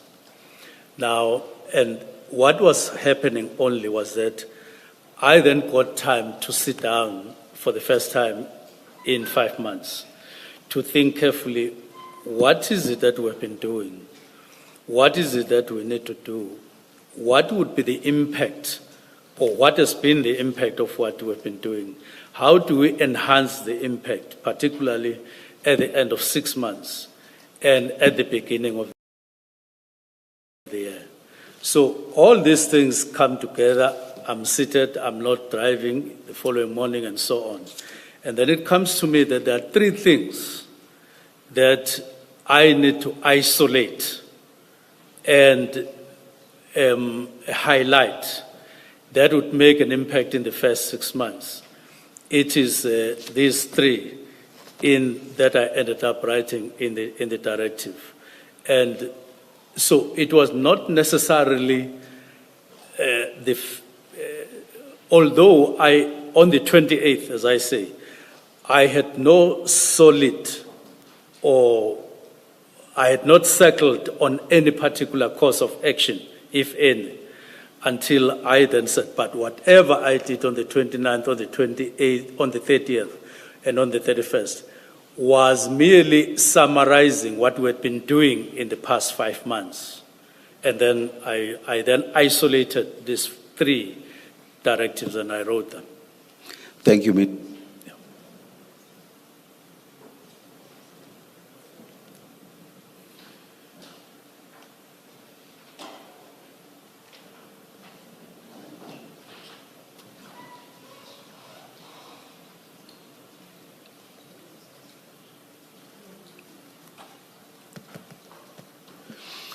Minister, we meant to adjourn now at 4 o'clock. We've not changed our minds on that. And even though there's a couple of minutes to spare, we think it makes sense to adjourn at this stage. Ms. Sello, is that in order? It is in order, Chair. And we have decided to again start at 8:30 tomorrow morning. That's correct, Chair. Let's adjourn and resume at 8:30 tomorrow. Thank you.